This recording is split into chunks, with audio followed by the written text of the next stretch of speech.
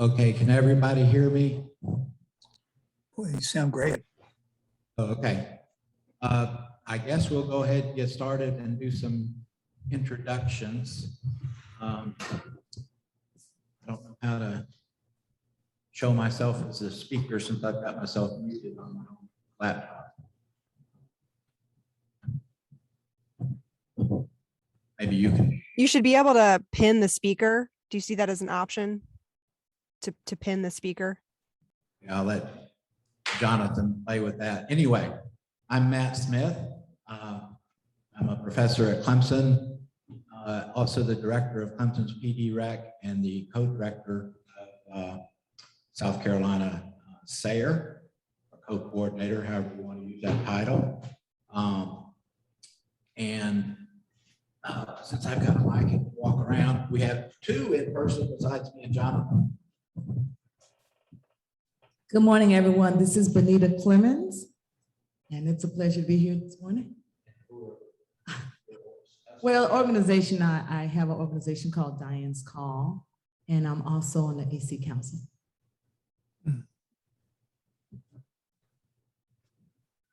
Good morning. This is Chanda Cooper. I work with the Richland Soil and Water Conservation District in Columbia. Jonathan, you want to just while you're. Good morning, everyone. Thank you for taking the time to attend today. I'm Jonathan Wyndham. I'm the program assistant for the South Carolina SARE program. I'm the one who's been bugging you with all those emails. If you've got any questions, please email me, or if you know someone who can't get into the meeting, please email me or text my cell. Thank you. Okay, and with that, let me just call on people in the order I see them on my screen. So Sam Bass. Yes, I'm Samuel Bass. I'm with Chesterfield Marlboro Economic Opportunity Council, and I'm headquartered in Cheraw, South Carolina, with a area responsibility is in Chesterfield and Marlboro. I'm a retired extension agent of 28 years. Been involved with SARE previously, several years ago, many years ago, and I'm glad to be able to come back and work again with sustainable agriculture. Okay, Dr. Vincelli. Yeah, sure. You all can hear me, right? I mean, I'm coming Yes. through. Okay. Yeah, so I'm a professor of plant pathology at the University of Kentucky, but also half my time is towards serving as a liaison for the SARE program, Southern SARE program, to land grant universities. Actually, between the two of us, Brennan, Washington, and I, we cover both 1890 and 1862 land grant universities. And so anybody from any of those institutions or NGOs, I mean, we're always available to try to help you understand the SARE programs and work with you in networking in various ways. Thank you. Mark Nettles. Yeah, I got to figure out how to unmute myself, but good morning, everyone. It's good to be here. I'm an extension agent with South Carolina State University. I work the Midlands region, which includes Orangeburg, Calhoun, Bamberg, and Barnwell counties. And I was the interim representative to the SARE, state SARE, until we got a director appointed, and I hope he'll be online here in a few minutes. And it's good to see everyone, and hopefully we can soon get back to in-person stuff again for sure. Good. Patrick. My name is Patrick Lillard. I'm an NGO representative on the Southern SARE Administrative Council. This is my 6th year. I'm also on the communications committee, so glad to be a part of this. And yeah. Thank you. Dr. Redditch. David Redditch, I'm the Southern SARE PDP coordinator for the Southern SARE region. I operate out of the Kerr Center for Sustainable Agriculture, a 501c3 nonprofit located in Eastern Oklahoma. Thank you. Candace. Good morning, everyone. Thanks for having us. I'm Candace Pollock-Moore. I am the Assistant Director of the Southern Region SARE program and the grant manager for our 3 small grant programs, the Graduate Student Grant, the On-Farm Research Grants, and the Producer Grants. And I am based out of University of Georgia in Griffin, Georgia. Thank you. Dara?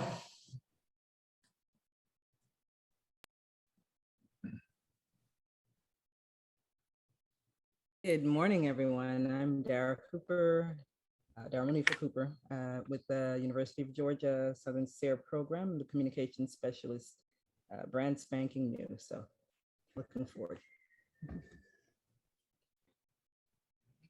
Miko? Yes, good morning, everyone. My name is Miko Pickett. I am located in Marion County. I am the Executive Director of PIC 42 Foundation, and I am also a member of the South Carolina Food Policy Council Board of Directors. Thank you for, this is my first time, so thank you so much. Brennan? Hey, good morning, everybody. This is Matt Neese with Carolina Farm Stewardship Association. I'm the South Carolina Policy Coordinator, so I kind of head up most of the advocacy and lobbying efforts here in South Carolina when it comes to sustainable and local agriculture. Know most of you, but not everybody. Looking forward to getting to know the ones who I haven't had a chance to meet yet. Was hoping to be there in person this morning, but I got a positive COVID test overnight, so I figured y'all did not want to see me. Not that I didn't want to see y'all, but it's nice to be here and look forward to the conversation today. Hey, well, thanks for staying home. Don't mention it. Don't mention it. Sadia? Good morning, everyone. My name is Sadia Pollard. I am a newly appointed Urban Ag Coordinator for South Carolina Research Extension, 1890 Research and Extension. Happy to be here. Great. Rebecca? I'm Rebecca McKinney with Bon Secours St. Francis Health System. I'm Community Health Manager, and we continue to work with under-resourced communities on urban agriculture. Our newest project is a team garden for those who age out of the Junior Master Gardener program. And we also connect low-income, uninsured individuals with healthcare, and sometimes the people that we serve include farm workers in the upstate. Thank you. Ronnie?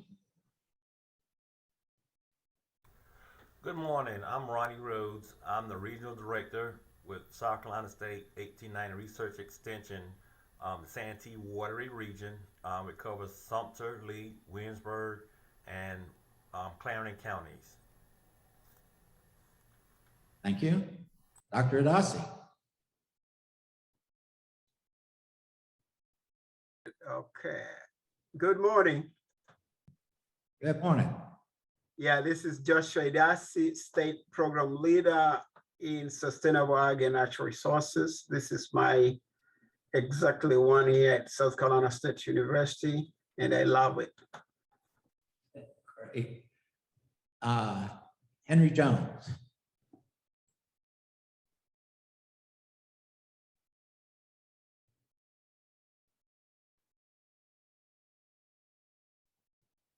Henry Jones?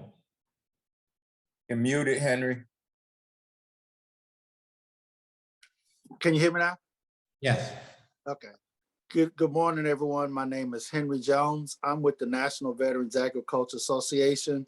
We have started setting up a property here in Gray Court, South Carolina, a great project where we have acreage and greenhouses. So we're starting to set up a program work with South Carolina State and recently with the SARS program. So I look forward to working with SARS and the universities. Thank you. Nikki? Good morning, everyone. I am Nikki Seibert Kelly down in Charleston, South Carolina. I wear a few hats these days. Just received some federal funding to launch a statewide local food network, and we hope to work closely with SARE. That project is designed to create connectivity between all the different organizations and agencies working to support local food systems in the state. And that's launching this year. And I'm just going to put some links in the chat of other projects that support that work that have been done through the South Carolina Food Policy Council. But glad to be here. Thanks, y'all. Thank you. Kyle. Yeah, good morning, everybody. My name's Kyle Player. I work at the South Carolina Department of Agriculture. I run the ACRE program, which is the Agribusiness Center for Research and Entrepreneurship. Right. Brian. Good morning, everybody. Brian Wheat here. Like Nikki, I do wear a few hats myself, and I'm sure like everyone else on the call, but my main role is with the small business development centers out of South Carolina State University in Orangeburg. I'm located in North Charleston, but I do work with as a business consultant for agribusiness in South Carolina, across the state with a few different partners. A farmer myself. I have a company called Common Joy where I grow loofah gourds and sell loofah sponges into the market here in the Charleston area. I'm an adjunct at the College of Charleston in Trident Tech, teaching sustainable agriculture and sustainable food systems. So looking forward to getting to know quite a few folks that are on the call today who I have not met yet. I wish we were in person as well. I certainly do miss getting to shake hands and say hello in person. So I hope to learn more today. Thanks. Thank you. Mark Dempsey. Yeah, hi folks. My name is Mark Dempsey. I work for Carolina Farm Stewardship Association along with Matt Neese, who already introduced himself. I have not been able to tune into South Carolina SARE meeting in a few years, but it's been probably 5 years since I made my first one years ago. And so I see a lot of new faces and I'm happy to meet y'all and looking forward to the conversation today. Thank you. My screen's moving folks around as I've Matt Neese.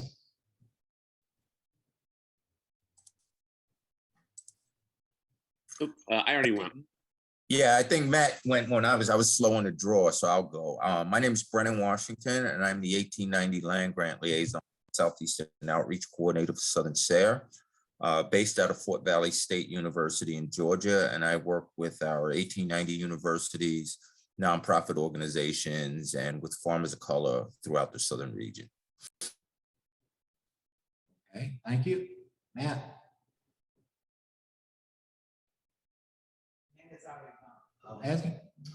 Zach Snipes. Hey, good morning, everybody. My name is Zach Snipes. I'm a county extension agent for Clemson University in the Low Country of South Carolina. Primarily work with fruit and vegetable producers. Thank you, Zach. Allison Pierce. Hi, I'm Allison Pierce. I am here representing the South Carolina Food Hub Network. I'm working with Nikki Siebert in the local food regional system as well. And this is my first SARE meeting, so I'm excited to be here. Thank you. Brian Ward.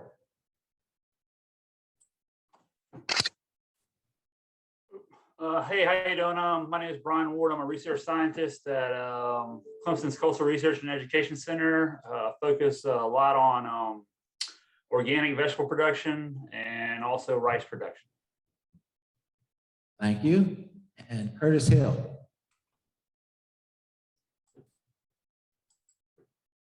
Good morning. I'm Curtis Hill, and I'm the Agriculture Extension Agent for South Carolina State University at the Piedmont region. All right. Even though all the faces and names were jostling on my computer, I think I've called on everybody. Anybody I didn't call on? Okay, if not, Jonathan, if you can load the presentation. I want to do a quick overview of part of what South Carolina SARE has done in the last year, followed by Dr. Adasi, who has some really exciting things going on at South Carolina State. And I do want to mention that we're really fortunate in this meeting that we have at least 4, by my count, leaders of the regional SARE, not the South Carolina SARE, but we got regional SARE on here. So we look forward to that. Jonathan, if you'll punch for me, you can go ahead. Like I said, I'm Matt Smith. Dr. Udasi is one of the other co-coordinators, and Jonathan Wyndham, who you've heard from, if not seen, very much is the program assistant. So, next. So we're going to quickly talk about some of the projects we supported. Next. One thing I wanted to do this time too is point out how much support South Carolina gets from the national and regional SARE. We don't talk about as much, but we've been fairly good at regional and national proposals. In this past year, we had Gullah-Geechee agriculture, 341,000 awarded in research and education grants, strengthening farmer-consumer connections for sustainable ag. At the first one was used at USC Beaufort, second one was Furman University, 213,000. And then you see two more that were awarded in prior years under professional development program grants. We had reducing impacts from harmful algal blooms in water sources in South Carolina for almost 80,000 awarded this year. We had another one awarded in 2019 on soil health training. Next. Farm rancher grants. We had a new one awarded this year, 14,640, looking at extending the life of tomato plants, farm rancher grants, and another one awarded in 2020. On farm grants, no new ones in 2021, but if you total just what was awarded in 2021, South Carolina researchers from numerous universities and producers got about $650,000 awarded in 2021. Next. Now, specifically, some things that we did with a little bit of money we get in South Carolina specifically. Next. We had demonstration apiary and pollinator plots. So we partially supported a new demonstration apiary at the PD RAC. We also established pollinator test plots that will be used for training agents and others on how to plant and maintain and the best mixes of pollinator habitat. Next. We supported some virtual participation in the Agroforestry Training Academy. So that's designed to train natural resource professionals, extension agents, and other agricultural educators who work with farmers and landowners on agroforestry practices, trying to make that economic and keep that land in the family. Really, what that is about. Next. As usual, we supported the 2021 Carolina Farm Stewardship Association Sustainable Ag Conference, and we funded registration fees for 20 agents from both Clemson University and South Carolina University, as well as partially sponsored the conference. Next. And we participated in the Low Country Agribusiness Tour as a sponsor. And that was, the tour was designed as a workshop training session for small limited resource farmers, beginning farmers, and landowners. And I think that's it. Oh, yes, can't forget the chicken factory. We have awarded funding to support an initiative to create training videos to educate homeowners in regards to constructing, using, and benefits of owning a chicken tractor. So with that, that was my quick overview. I believe Dr. Rossi has some very interesting things about the new facility developed in South Carolina State. I'm going to turn that over to him now. Thank you.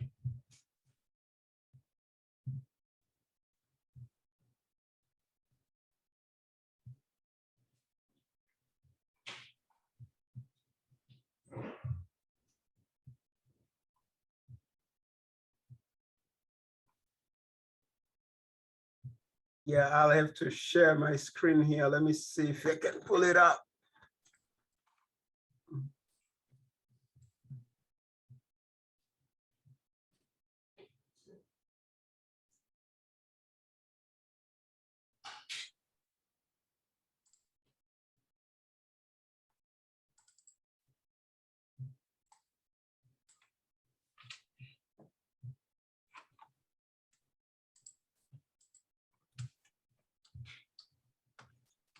I'm trying to see where, hold on.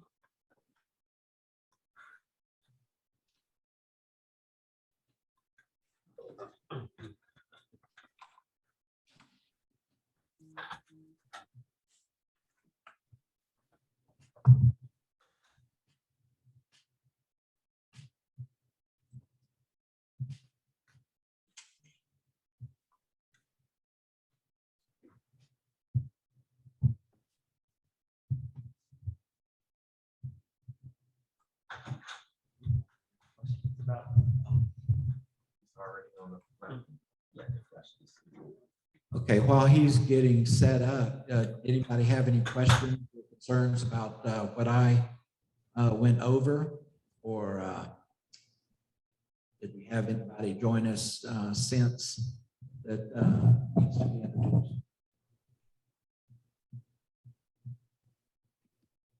Just a quick note, I reached out individually to Jonathan to see if he might be able to share a list of folks on the call, because there's so many new faces, and want to let everybody know he did say yes about that. So we'll have everybody's contact according to him. Those will be in the minutes. If we've got a moment, I can mention that we've got our upcoming SARE site visit to South Carolina, the 26th and 27th of January, coming up here in just a few weeks. And Jonathan has a schedule, and maybe you guys will say something more about that later.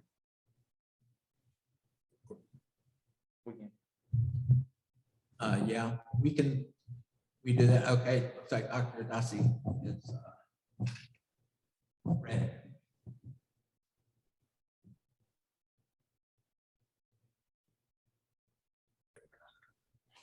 Can you see the PowerPoint?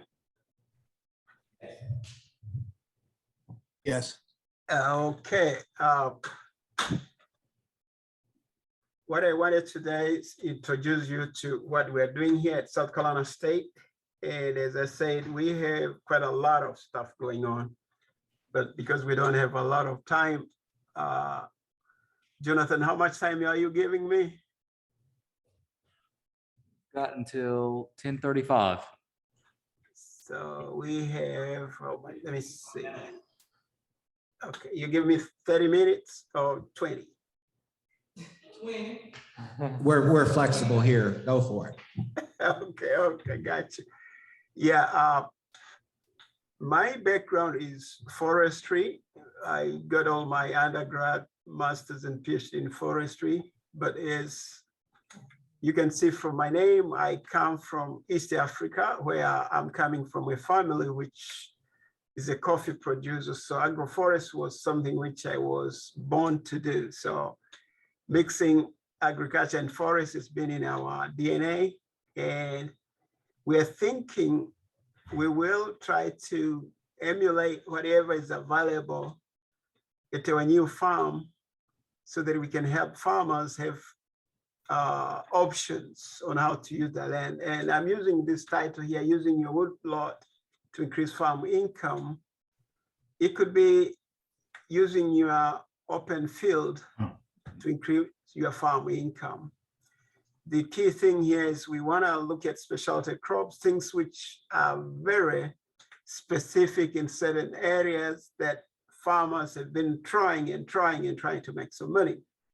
So as I said, I'll walk you through a few slides, and then, if there'll be some questions, we'll give the audience to ask as we go forward. Let me move to the next. Okay, let me see, how do I move to the next? Okay, so the South Carolina State University, a new farm, we have a new farm in Ola, South Carolina. And if you don't know where Ola is, if you know Bamberg account, that's where it is. And the really main objective or goal of the farm is to establish some demonstration so that we can train our students and also farmers. Our audience, as you know, is socially disadvantaged farmers who are limited with limited resources and underserved. And this year we are very fortunate because we were able to receive our new and beginning farmer grant targeting new beginning farmers, ranchers, and veterans. And Mr.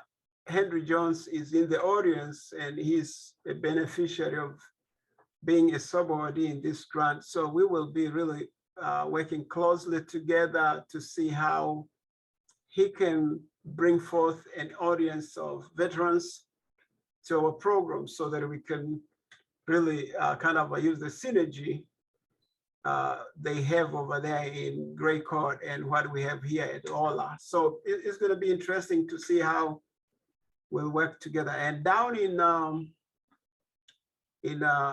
St. Helena, in the Low Country, we do have the Morning Glory and Homestead Farm owned by Tony and Belinda Jones. They are also going to be working with me in the New Beginning Farmer Grant. And we want to have an exchange between their farm and our farm at Ola.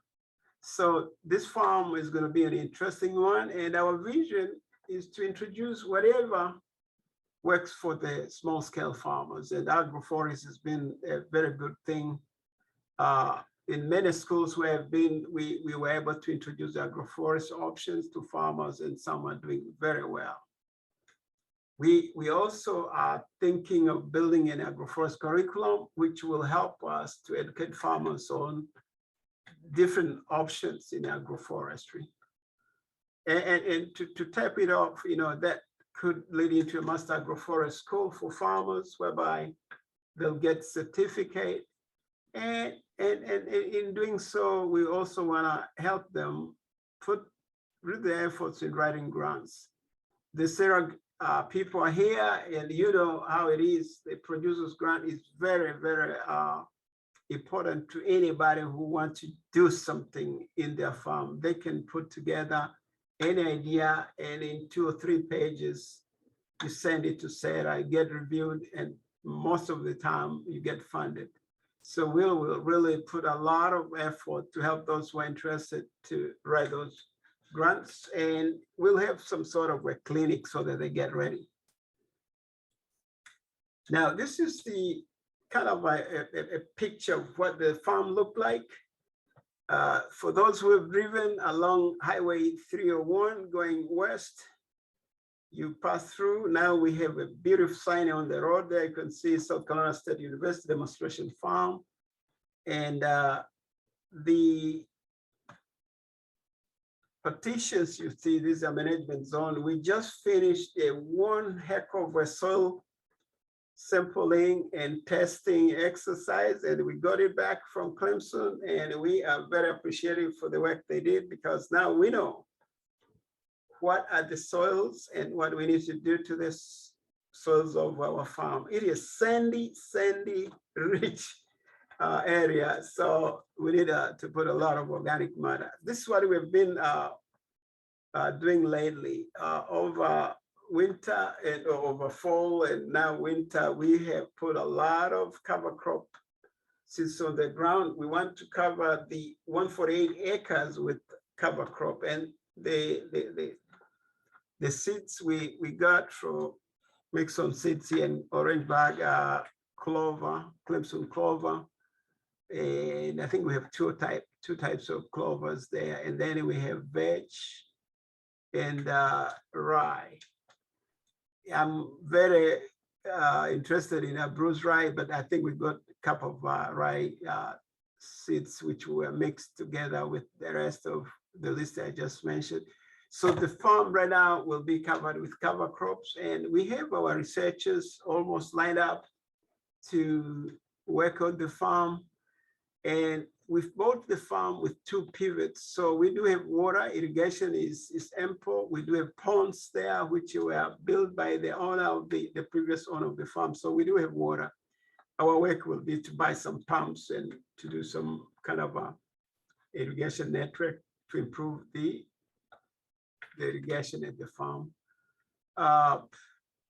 Apart from the irrigation system, we do have our manager coming, and he will live at the farm next week. In fact, next Sunday, he will be checking in, and we are very fortunate to have somebody who has been working with Clemson, who knows about farming, who knows about machine, and it says, I call it a joint kind of a project. We will work together, our farm manager with other farm manager around South Carolina. We will borrow and understand things. We know, farming is not an easy thing, but also developing a research farm is not an easy thing too. It's very expensive. So we'll borrow some ideas from our friends all over the system. And we are appreciative so far of the ideas and all, congratulations we have received from Clemson. So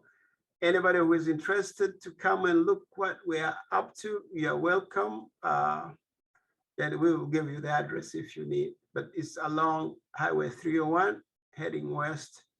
You could see it all to your left if you're going west. If you're going east, it will be to your right.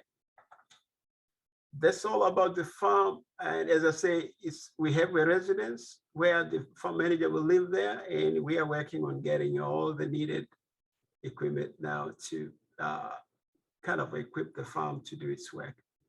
One of the really main thing we're thinking is community gardening. So we are going to put something like 10 acres of the farm to do a community garden kind of a demonstration on using the high tunnel systems, raised beds, also improving the pollination, because this farm has not been farmed for a while. So we'll do quite a lot of other things to improve pollination, because whoever is going to be doing research there will need the pollinators. So I saw what Dr. Smith showed us about the apiary projects you have. I think we might have to work with you guys to see how we can do the same thing at the farm so that we can improve pollination. And also, of course, NRCS has some projects related to that. We'll work with them to enhance that. Other things which we have really for the farm is we received some money from NRCS, close to $500,000, to do a high tunnel demonstration, whereby we'll do the soils, improvements of the soils for the high tunnel production, irrigation, and then come out with a manual which farmers can use, because a lot of issues have been risen lately. Has been that farmers received the high tunnels, but they didn't know what to do with the high tunnels. So we'll work with NRCS to come up with some really good protocols on how to improve the soils and also to grow stuff in the high tunnel system. There's another big project which is coming. Dr. Noro, who might have spoken to some of you, will be doing hemp research at the farm, both fiber and CBD research. And the Commissioner of Agriculture is also working with us to do some more stuff on chickpeas research and perhaps cover crop, depending on how things are going. Chickpeas might be the first one we're going to start with, and then perhaps in a year or two get back to cover crop. We'll see how things are developing, because it's a new farm, so there's so many interests, but we'll be kind of taking it slow so that we equip it, we protect the farm, because we do have some issues. The wild hogs are plenty in the area, so they're roaming up and down, devouring whatever they see. So we'll have to protect the farm against the feral hogs. And then we will join with, I think, University of Georgia to do something in terms of research on feral hogs. And then also deers are all over the place. So there's going to be a lot of need to protect the farm. So fencing will be one of the key project, which is almost underway. And you know, fencing is not cheap, it's very expensive. So my friends who are in engineering, they know that you can do some subcontracting and then you can do it on your own. You know, we will do some length of the fencing on our own to cut down the cost. So it's going to be interesting to see how we do it, but anybody with an idea, come down, man, and we are open to listen and also to share whatever knowledge you guys have on fencing, because fencing, as I say, is very expensive. This parameter here is more than 15,000 feet all around. It could cost perhaps 2.5 million to 4 million if we don't cut down we don't come down with a plan how to reduce the cost. So that's an area, it's a big thing, but it's gonna get done.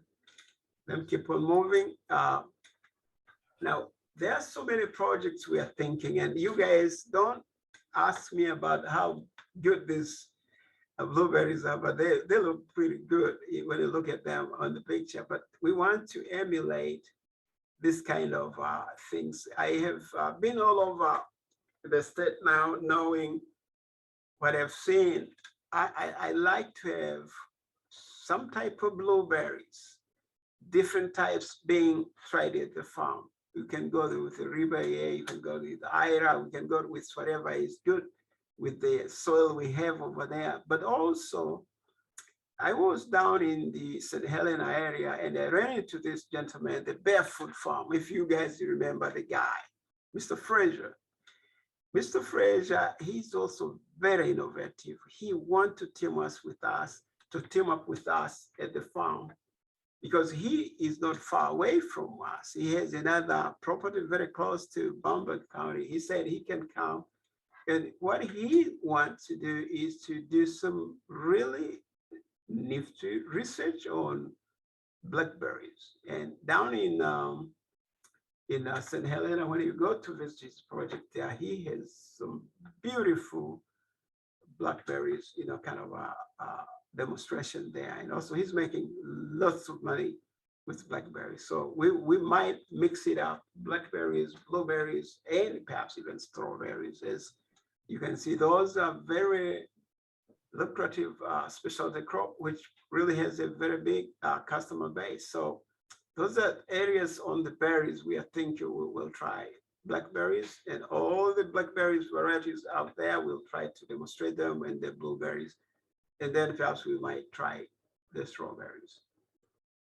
As I said, these blueberries are interesting because you can pick yourself, you know, pick yourself and see how families can come to the and show us how it's interesting to have young kids picking blueberries and put them in bushels or bucket. And by having that type of interest, we know that some people might start backyard blueberries, you know, patches. And that's what we want, small scale production. Agroforest, what is it? You might have heard a lot of people speaking about agroforest, but I'll just say the techniques are 5. The big one, alley cropping, silvopasture, riparian buffer strips, windbreaks. They call them shelter belts in some other place. And my favorite, the forest farming. The people who are coming from the mountain, they love forest farming because my goodness, you can do a lot of good stuff in your forest by having those patches opening up. You can do medicinal plants, you can do mushrooms. And I'm telling you, there's so much going on in different parts of the country, depending on what type of forest you have. So we want to mix it up. As I said, we are not gonna take just one agroforest technique. We will mix it up according to what you have.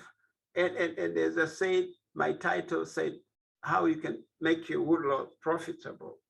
So in forest farming, we look at those lucrative, you know, products which can give you a little bit of money. Ginseng for people in the mountain, the upstate people, and also in the mountain. And then with golden seal in the low-lying areas can be introduced, and you can make some money And there are some other products which also are quite very, very specific in areas whereby we will ask communities to identify those specialty crops which were used by folks back in the days to see whether we can come up with some products. As it is right now, many people want to eat health, they want to use herbs, want to use natural growing, products to take care of issues in their bodies. We want to come up with some good researchable ideas from people so that we can go to one example, which I used to work with it before I came to South Carolina, was black cohosh. Up in the mountain, our friends, the Native American, they used black cohosh back in the day to help cramps. And that black horse juice can be really researched and see how we can come up with some good products so that we can use black cohosh in some of ways to control some ailment we have in our body. So all these techniques are designed to provide more sustainable production, food and fiber. But also I want us to be very, very interested in coming up with some new things. Let's look at one of my favorite techniques, silvopasture. This is a system which is incorporating three things: the trees, which is my favorite, the long-term investment of any families using trees could go up to 15 years, even 25 years, or even 50 years, depending on what type of trees you're growing. And then you can have the forages. You look at the picture on the left there, a combination of your crimson clover and some other kind of forages could be a good thing. And then to your right, you see the livestock. Livestock is your kind of a money-making kind of enterprise there. Right now, Curtis, you are listening. I know farmers are going through a period where the forages are kind of lacking right now, but for those who were able to harvest during late fall and store, right now the animals are enjoying whatever you stored. But also, if you have a good mixture of cold season grasses or forages, yeah, some of our forages will be coming up very soon, as soon as it warms up. So most of livestock will be having forages to feed. So having this combination of trees, forage, and livestock can help a landowner come up with something. So at the farm in Enola, we'll have a 10-acre silvopasture project. And this 10-acre will have all the trimmings of a good silvopasture system. Because I have an experience, if you are from North Carolina, you go to a county called Wayne County or Goldsboro, we have a project there. I used to have students that go down there to do pruning of the silvopasture plots. We had 20 acres of loblolly pine. And to tell you the truth, you put those trees on the ground, year 1, year 2, year 3, year 4, they've started building up a canopy. In the next 10 years, you have a very big and good looking trees, which require a little bit of thinning. You start thinning, you start opening up. But in a silvopasture system, if you could start with an alley cropping, and alley cropping is a system whereby you grow your trees, you leave big strips of land or alleys in between 40 to 80 feet. And then in those alleys, you can grow your stuff. When the canopy start really coming together, your alleys become smaller and smaller, shrink. So your alley cropping can transition to your silvopasture if you so desire. So we've seen that growing in open fields, you can start young seedlings of loblolly pine or sometimes even longleaf pine. And you can mix it with some hardwoods. There are some people who like yellow poplars or some type of oaks, mix it up. And as I said, we do have some areas where this has been tried and is looking pretty good because of the management practice, which is done thinning and also pruning. The trees look pretty good when they are pruned, and they get good girth or good diameter if you thin them. So in a couple of years, 10 to 12 years, you have some really good looking trees, and then you have your forage established, you can bring in your animals. Silvopasture is a very good researched technique.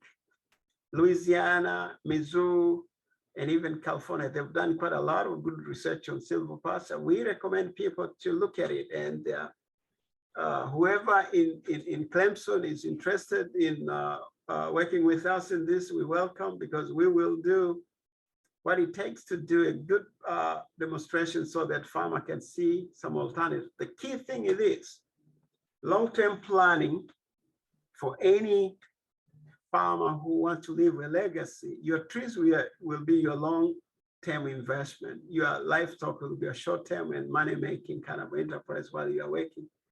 And then if you have a long leaf, you have your straws or pine straw, which could be sold. And then with your forage, you can also sell your forage. So we do have all these products which can help you in silvopasture to make some money. And to tell you the truth, silvopasture is a system which offers comfort to your livestock, and of course sustainability, that you can have those trees stay there until when you are ready to harvest them. Comfort in a sense that we want the animals to have a good kind of environment to live on. So cut down the heat stress on the animal by putting trees on. And also on that bullet number 2, the diversity of operation can be complicated, but it offers risk avoidance, low cost operation, and also it enhances your ecological benefits.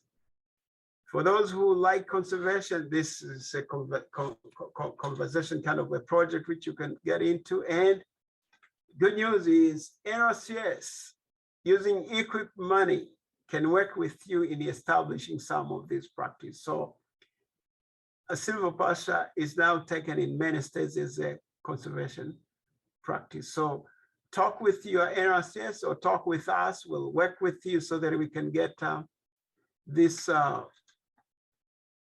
project going. So I recommend those who want to get into silvopasture to talk with us so that we can lead you into finding the right information, getting information about the livestock, about the forages, and the tree selection. What type of tree you're going to select to put them in.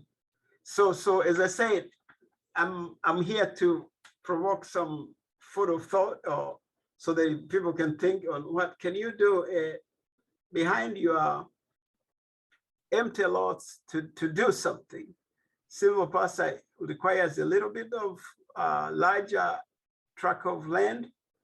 We recommend that perhaps around 5 acres and above, you can do your silvopasture. But 1 acre is just too little, unless you want to do some goats and sheep. But for big cows, for beef, you want to go more than 5 acres. I know we do have a couple of people here in the audience who have livestock. They can attest that it will require more acreage to do a good operation so that you can make money.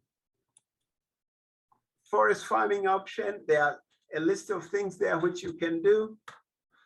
As you say, bee products are making a comeback. I saw somebody who is exporting Christmas tree candles from Africa to the US, but they are made up of what? Beeswax. And they got this big contract to bring it for 2000, I think 2023, 24, 25 Christmas sales. So they are working diligently right now to make those candles or Christmas tree looking candles out of beeswax from East Africa. So they've got the export, and they've been allowed to bring it in. So there are some people who are really working hard to get. Now, Christmas trees are also another thing. I used to go Leland cypress Christmas tree. And it was kind of interesting because students who I used to work with, they used to sell those for their agriculture association so that they can go for conference. So Christmas tree could be some projects we can introduce at the farm, looking at those Christmas trees which are good for the region. Douglas fir will not grow well down here, but I know Leland cypress and some, Virginia pine could be sheared to look like beautiful small Christmas trees. So we can bring those ideas so that those who are interested, they can.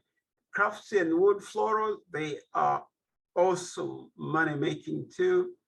You can use different kind of floral arrangement, but when you look at the market right now, a lot of people, they use some hardwoods, and they are making good money if you do it on time. And if you perhaps you team up with a Christmas tree grower, they can get your stuff on their lots, and during the holidays, you could sell your things very well. Exotic and native mushrooms, we're gonna revisit the idea of shiitake mushroom and all other mushrooms which are really selling good. And as well as I know, that Charleston is becoming big in the restaurant industry. Beaufort is the same, is getting really big down there in St. Helena area. People are making money because we do have a good number of people who have moved into our communities, which are doing very well in terms of this type of, we call local market, local foods. And local food system, local food production nodes are all over now in South Carolina. So if we know where the local food nodes are and local food hubs are, I think our farmers can understand and can pick up where they can sell their stuff. And as I'm speaking, we know that it's not only mushrooms also can be changed into some other products. Fence posts are also selling very good. Fruits and nuts are really big.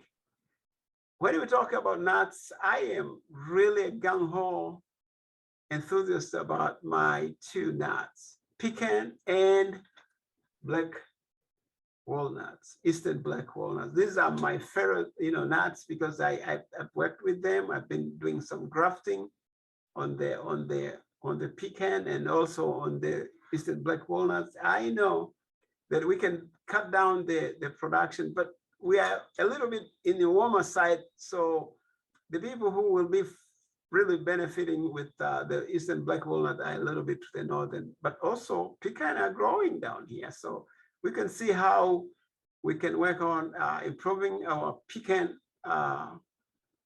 seedlings so that we can cut down the production side. There are so many beautiful and interesting fruits in the region. Fuel wood is good. Maple syrup is not really for us down here, but for the people in the mountain, that could be something they can try. But medicinal plants and botanicals are really interesting.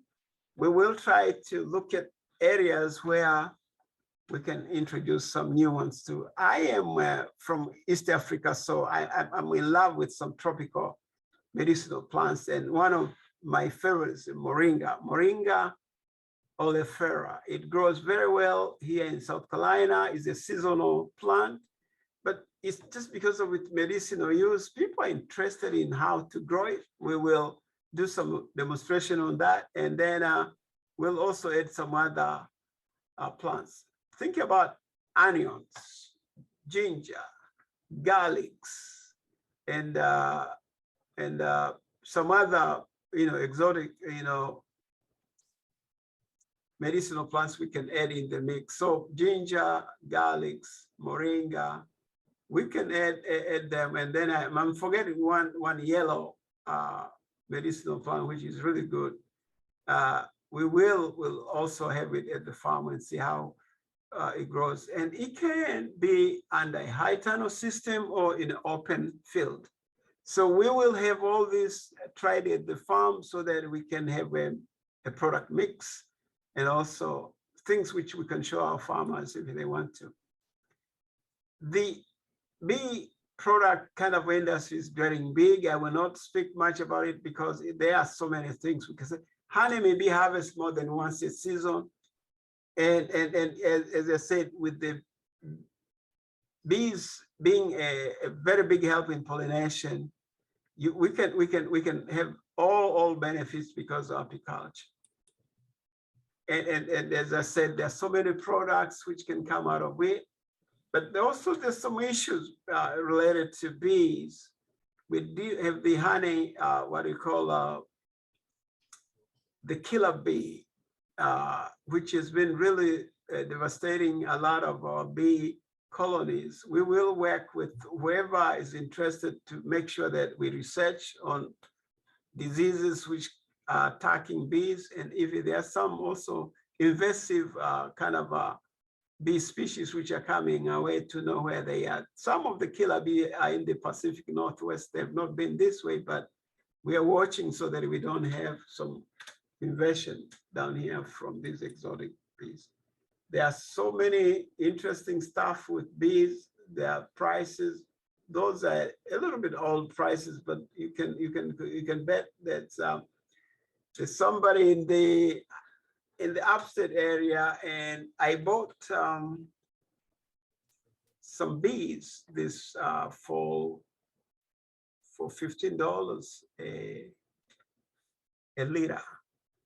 So you can make $20 a liter in some place. But guess what? The word there is organic honey. If you give it that kind of punctuation, because organic is a health kind of product which has been kind of qualified because of the avoidance of chemicals used in terms of herbicides and fertilizers which are organic. So we want to make sure that we work with farmers, those who want to get really good money on bee, to go organic so that their honeys can really bring in premium prices whenever they sell. $15 to $20 per liter is not small. That's good.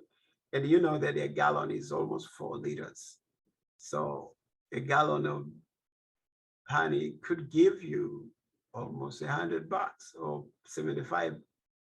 So be in the lookout in some of these projects, because sometimes you can make some money. And I said beeswax can also bring you some other products. So please just know that there could be some good things out there with bees. Crofts and wood furrows, as I said, this is a big industry which has really taken over. The willow trees, the Cali willow trees, they've been famous in many of these areas where you go to these gift shops with a little bit of coloring. They can give you some very good designs to do your wreaths and stuff. So just be in the lookout for those who are interested. You can grow them and use the branches to make wreaths and make some money. The market is year-round for crafts, and as I said, you don't put a lot of money in some of these things. So if you are creative, use your godly given ingenuity, you can make some money. And we will be there to work with you if you're interested. And SARE is really good in funding those projects. I've been involved in a good number of projects with SARE. So I know how we can frame those ideas into good projects. So come out if you have ideas and you want to write a proposal, we'll work with you. You see those type of candles and wreaths and all good stuff you can have on your yard, so people can come and see and you can sell. This one is kind of interesting, exotic mushrooms. I'm into shiitake mushroom. There's maitake, the oysters, lion's mane, Stropharia. There's some reishi which are very medicinal people are using. There's some investments you needed to do it. You could put between $200 to $1,000, depending how many logs you want to do it. But because of experience, I just encourage people to start slow. Start with 20 logs and keep on increasing. If you see it fit, keep on doing. But also you can go with other type of mushroom like oysters, which does not need a lot of work like shiitake. Talk with us, we'll help you think about how to do it. You can use some straws, you can use some leftovers in your farm to make those kind of bales thing to do your oysters. I saw a farmer in Scarborough, North Carolina. He is very good with oysters, and the oyster leftovers, he's using them to improve his greenhouse and the high tunnel soil.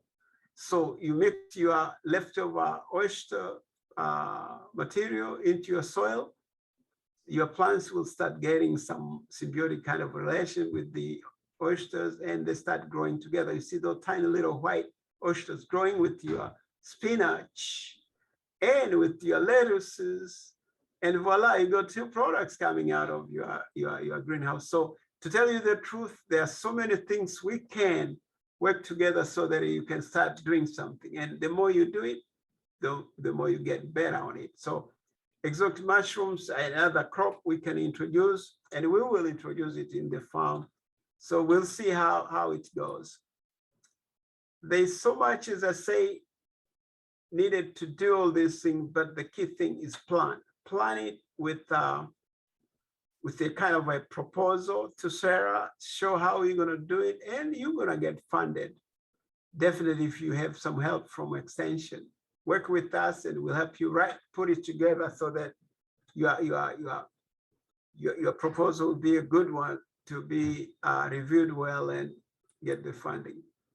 Look at those just examples of mushrooms we have out there. As I said, there are so many ways you can produce things, and there are so many ways you can sell things. But guess what? It starts with your plan. Plan it so that you can know what you're going to do and how you're going to do it and where you're going to sell it. Start with the marketing plan first. Where are you going to sell it so that you don't produce without having a place to sell? As I said, restaurants are all over the place. Do a good job of marketing it to local markets, local farmers market, and then see how it goes. If you do a little website, if you do a little, podcast and start speaking about your stuff, and then people listen up about what you are saying, people will start, following you. And guess what? You never know who else will come big. There's one mushroom which is a little bit exotic called truffle. It's very expensive to raise. We'll not speak much about it, but we do have some interest later on to have some truffle research at the farm as we go. It takes $10,000 to do a 1 acre of truffle, but it could bring you a couple $1 million if you do it in a good way. So truffle research is coming. These are exotic, very expensive mushrooms. They are sold in high-end restaurants, and there's an interest. We'll try to do a few kind of workouts to see whether that works. But this is in the past in 3 or 4 years to come down the road.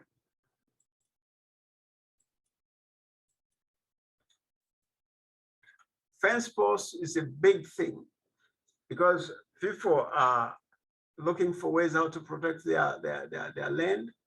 You could have quite good number of trees which could be looked at. Black locust is the one which really I'm interested in because it's hard. It does resist termites, and then you have Osage orange, black walnut, eastern red cedar. It also very good. They don't get destroyed with termites. So look at this type of products. If you have a small wooded area on your backyard, you could get a few of these, and then using word of mouth, you can sell them. Or if you have a lot of them, you can do what? You can put it in your website and show what you have, and people will come.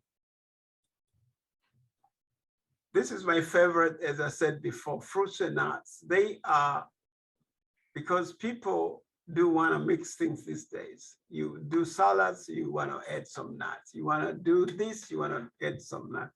You want to do some smoothie, you need some fruit. So depending on the interests of the community where you are, or on the market which you're putting together, you could have very desirable products which are desired or are wanted or are demanded by some restaurants, and you could really make some money.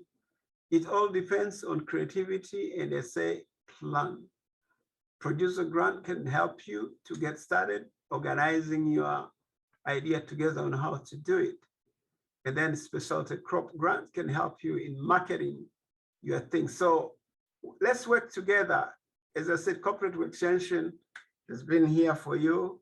And this is an area where we can put our works together in writing those ideas into projects. And as I said, I'm a good believer of you do it one time and then you don't get funded. But if you do next time, you look at the reviewers' comments, you change it, and come sit down with us. We'll help you put something together so that you can get funded. The pawpaw, American pawpaw fruit, which has been really very well marketed up in Kentucky, has been moving down slowly. There are some places here in the South where we've seen some pawpaw growing. I was in Arkansas at one time. I saw a lot of pawpaws growing, and they were just like a lot of them on the ground because nobody knew how to use them. This pawpaw can be used to make ice cream, or can be used to be added to cakes. They have a very good, interesting taste because it's kind of like a pineapple and mango mix, if you want to see how. So yeah, look in some different farmer market. Some people might be selling it. And as I said, blackberries, they are good. They are very good for many diseases. There are people who are talking about they can help you if there's issues of prostate. I'm not sure about that, but all the berries are good. Raspberries, strawberries, blackberries, they do have some medicinal use in some way. Just look into your Google it, and look at the WebMD if they say anything about it, and use it as a creativity to see what is good you can grow that people will come after, so that you can make a few bucks here and there. As I said, fuel wood and logwoods, these are things fence wood. These are things which many people can do on their backyard. If you want to make money, you could research what type of woods are good in this, and fall time is good. You can see how some people are using some type of hammer, motorized hammers to split the woods. Mark Nettles is somewhere here in the audience, and Mark Nettles has been a good enthusiast in this thing, splitting his firewood using some type of machine, and he say it gives him an exercise. But you can do more than that and make it a business. So fuel wood is good. This is the time whereby people will want to put their fireplace on. They will be looking for some good material for that. And if you have, you can put it in your Facebook and tell people about it. And people will ask you, hey, I need some cubic feet, some cubic meter for use because they've got an occasion, they've got some people coming for holidays. We don't know how this winter will be like, but fuel wood is needed in many households. there's value. You can get, you can sell as much as you went out there in the lots. They differ from different stores. You be in the lookout. But what I want you guys to know is that fuel wood is not as difficult to prepare if you want to get into business, because there are some people who are doing logging and they just leave a lot of trash in the woods, and you can work with the loggers to pick up some of those leftovers for you to get fuel wood.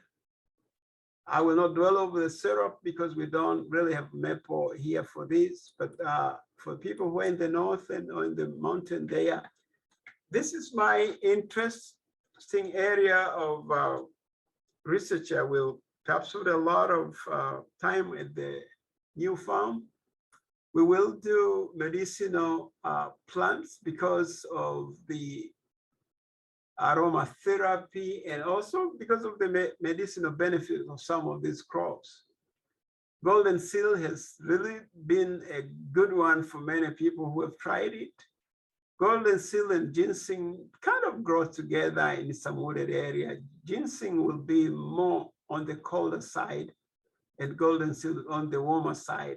And as I said, the riparian forest buffers, which grows along our river banks or creek banks, could be the best areas where you can put this because of the kind of, we call it what, created by the trees along those river areas or creekside. The riparian buffers can also be very good for your edibles, the berries we just mentioned as well. So you can add those berries in your riparian is a good mix.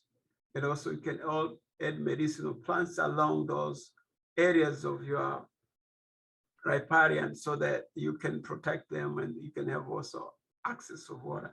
Now, there could be some best management practice because you don't want to mess up the river banks or the creek banks. We'll work with you to get you help because sometimes that river could be eroded because of the activities you're going to bring in to grow things along that. So we'll have to be very careful because you're growing ginseng and golden seal intentionally in those areas. Those areas could be very sensitive with erosion. So we just want to say it's good to talk with some people who are knowledgeable with the area or check with us so that we can give you some techniques on how to do it. There are prices and good marketing opportunities on some of these botanicals or medicinal plants. But guess what? They require quite a lot of care and maintenance. Let me give you a quick an example of what you could do and also what you could lose if you don't know.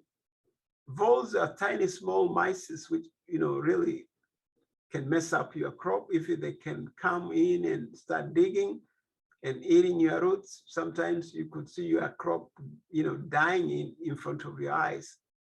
But we do have some biological control of voles whereby you can use snakes, some rattlesnakes, some gutter snakes to get rid of those things. So a good plan, a good organized kind of care maintenance can help you protect your rooted medicinals against voles or some other, other pests. But if you work with extension, we'll give you some really good practical ways on how to protect your medicinal because these are very expensive. Also, protecting them against predators, people who can come in the night and harvest your precious crop, because these crops are always not 1 year kind of thing. They grow up to 6 years. So you don't want in the 4th year, 5th year, people to come and harvest your crop and go with your crops and sell while you are waiting. So there's quite a lot of protection, even sometimes, guards to do it, or even electrical fence to protect you, or even dogs to help you protect your crops against the two-legged predators. So just be in the lookout if what type of plants you're gonna do and what is needed to take care of it and maintain it so that you can be able to harvest before somebody come and harvest for you. People are so different nowadays, they don't care. They'll send somebody from Florida using GPS to come and harvest your thing and leave the same night with a Jeep or with some very good kind of motorized, vehicles in rugged terrains. You don't know how they made it up there, but people are using technology this day to get all these things where they are and steal them. So just be in the lookout so that you work with the authorities or extension to know what you need to do to protect your crop. The value is big, and they said there are some people which can get up to 300 per pound of dry weight for well-simulated ginseng. It can even go to $800 for ginseng, depending on how natural it's growing or how natural simulated it is. Golden silk can hit up to $50 per pound. And black cohosh, I mentioned before, could come up between $15 and $20. So the key thing, consider developing value-added products on your own, like introducing essential oils or fragrances to make a buck or two. Because if you don't sell raw or primary products, sometimes you're going to be hit by brokers who are not as good as you could imagine to give you some good prices. So be careful in what you are getting into and have another, I call it plan B. Organize the way how to put value addition. Now, in summary, just to recap where we started, there are many different opportunities and there are markets. People are interested in eating health, so they are looking for alternatives to what we've been eating. We have some traditional markets which are already there, very well developed, but as I said, you can do it on your own by marketing it through a website, you can do a podcast. And Nikki, you know how local food are. People, they use the word of mouth to sell stuff. So in some of your, I think your links, there are some areas whereby we'll ask you to help us in tying what you're doing and with what we're trying to do in different research stations so that people can understand where to get information and knowledge. Nick, if you're listening, that's an area where I think we can work together. And as I said, there are long-term and short-term programs which you could do so that you can make money before the long-term products. Trees are long-term products. We don't expect to get money in year one unless you're looking for Christmas tree in year 4 and 5.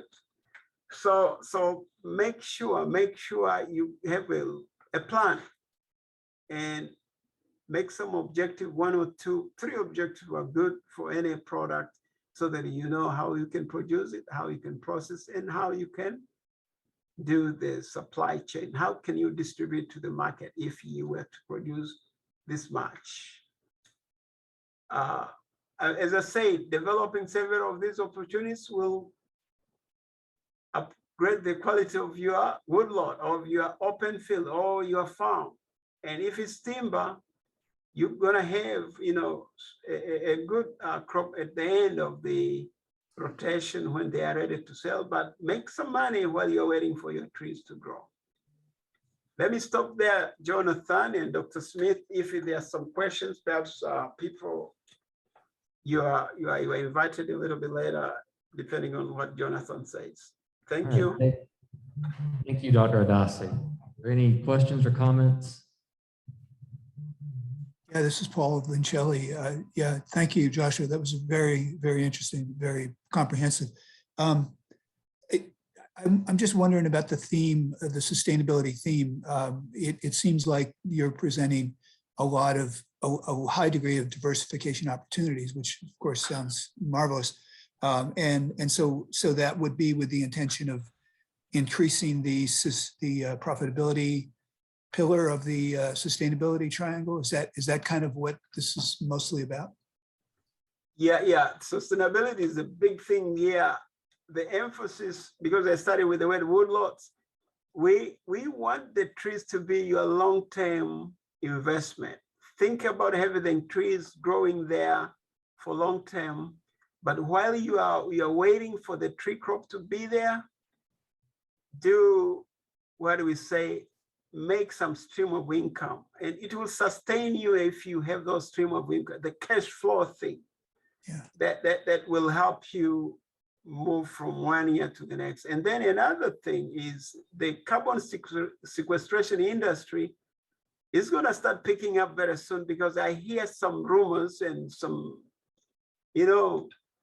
murmuring about farmers being helped to get started with things like cover crop and some shrubs to be grown for carbon sequestration. And then you have trees for carbon sequestration. So if we are thinking on sustainability and climate change mitigation and adaptation, these are the things we do. I didn't want to put a lot of those words in our ears, because we all know that it all gears toward climate change and mitigation and those type of things. But as I said, as smaller as your will could be, it's how you do it, is how you organize it and how you plan it. You can make lots of money, or you can have a manageable kind of business doing what you want to do. But SARE is really a place to go, because they say $10,000 can help you get started. And as I said, we can help you, work with you, put your production, put your kind of value addition, and even supply chain kind of put together in a proposal so that you can get started.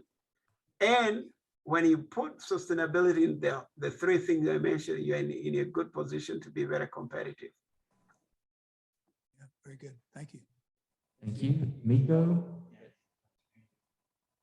Yes, hi, Joshua. That was an amazing presentation. So thank you so much for taking the time to go through it. So my community that I support is in Marion County and down in the PD. And we have, through our nonprofit, we're engaging with small farmers, African-American farmers. The community is 60% Black. And what we're finding, and Benita, I see her on the line. I see her, this old person in the picture. She's been helping us a lot.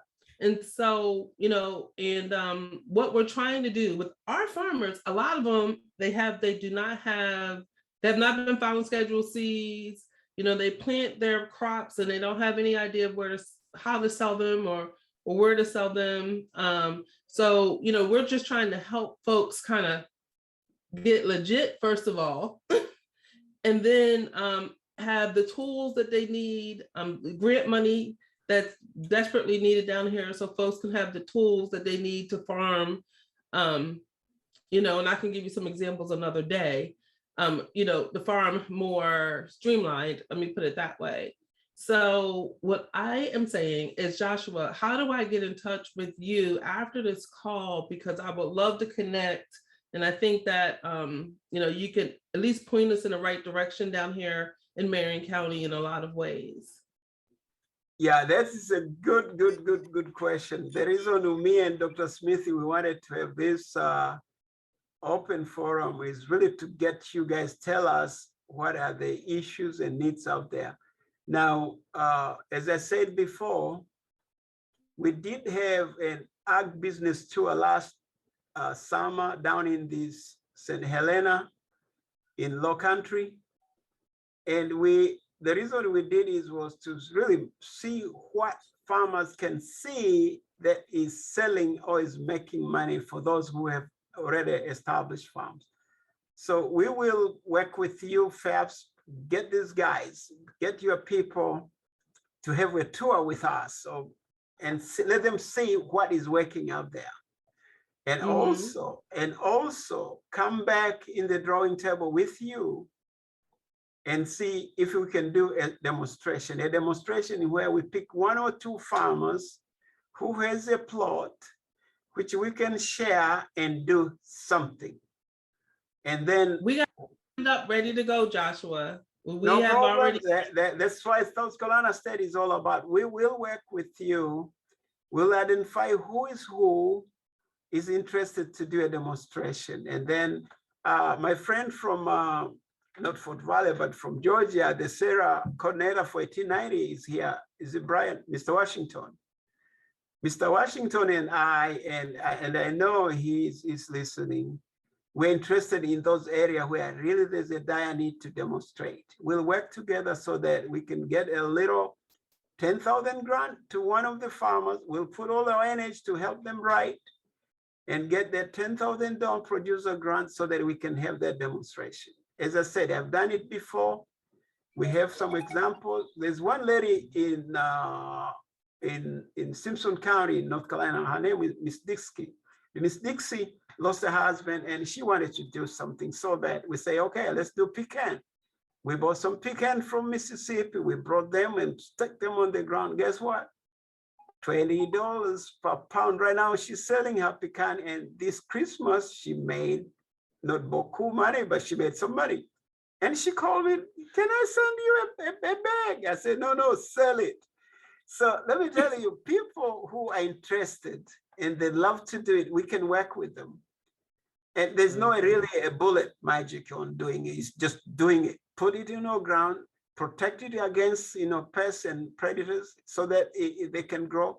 And we'll see. We don't know what we'll do with you, ma'am, but we'll figure out what products, what crops could be grown, and how can we do it. We'll share the ideas together, and then we'll see with Mr. Washington what we can help you. Yes. I'm putting Mr. Washington on the table, and Dr. Vincelli, you know that you guys work together. There are some communities in dire need of projects, and SARE could be a very good place. And as I said, we are grant writers. We can help them write that small grant and see if we can do. So we promise you. Do you say Michael or Miko? Miko. Miko, that we will work together, and I will give you my cell phone, my emails. Hey, Benita, Miss Bonita, she's sitting there looking at me, and she's one of my foot soldiers. And Sadia Paula. Oh, Bonita, she visited us. She was here last month, and we took her on a tour of some farms. Okay, Sadia Pollard is also in the program here. She's our urban agriculture specialist. As Sadia is listening, we will get to you, Miko, and we'll come out with some strategies so that we can come out with a little community project that will help you get started. And as I said, there's no magic bullet. We will work together. Thank you. We're ready to put in the work. Appreciate it. Okay. All right. Thank you, Dr. Adasi. Now we've got a few minutes. We've had a few other people join us. So is there anyone here or online that didn't get a chance to introduce themselves earlier who would like to do so now?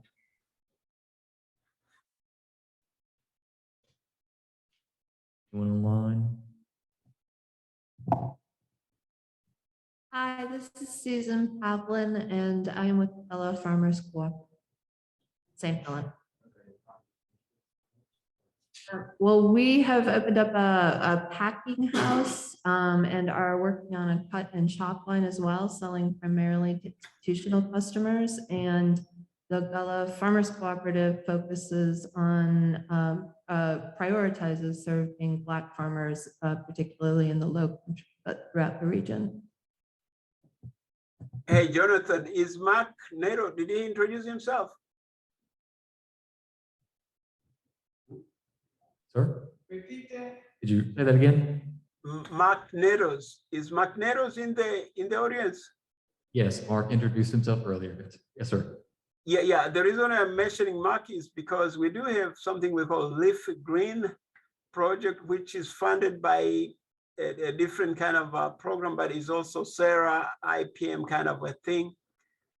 So Michael, Miko, we will introduce you to Mark Neros later on so that you know that we might work with you on some areas for collard greens and those type of thing, kale, and all type of collards out there, so that some of those folks can do a little demonstration. We will train them to do it, so there'll be some training.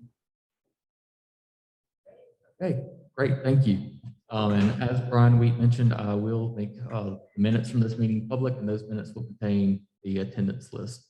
And so Dr. Adasi, if you would, please stop sharing your screen, and we're going to turn it over to the Southern SARE program with Dr. Redhead and his group. So Dr. Redhead, whenever you are ready, please take it away. Paul, who's starting the slideshow? Yeah, that would be me. Okay, thank you, Candace. Yep. Hold on a sec.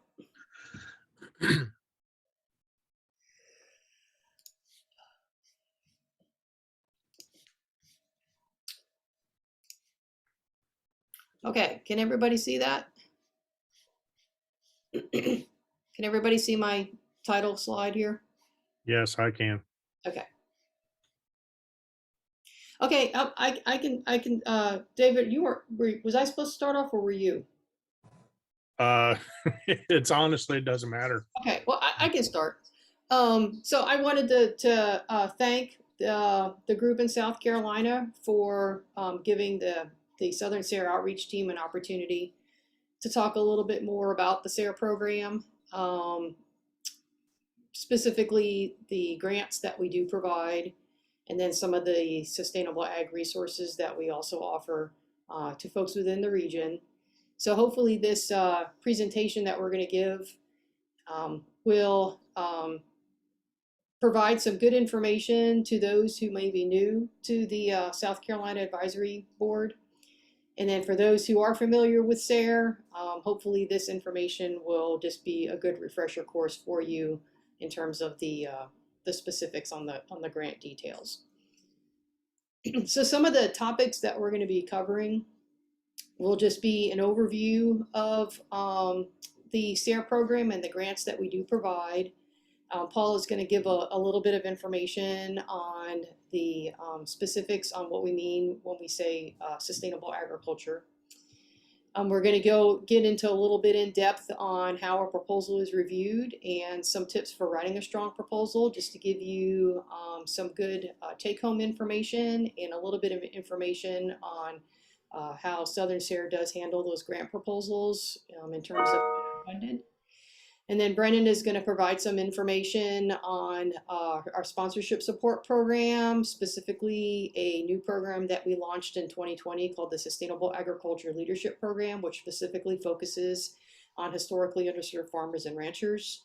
And then our communications specialist, Dara, is going to wrap things up with some information on SARE resources. So I'm just going to go ahead and turn it over to Paul, who will lead things off on our presentation.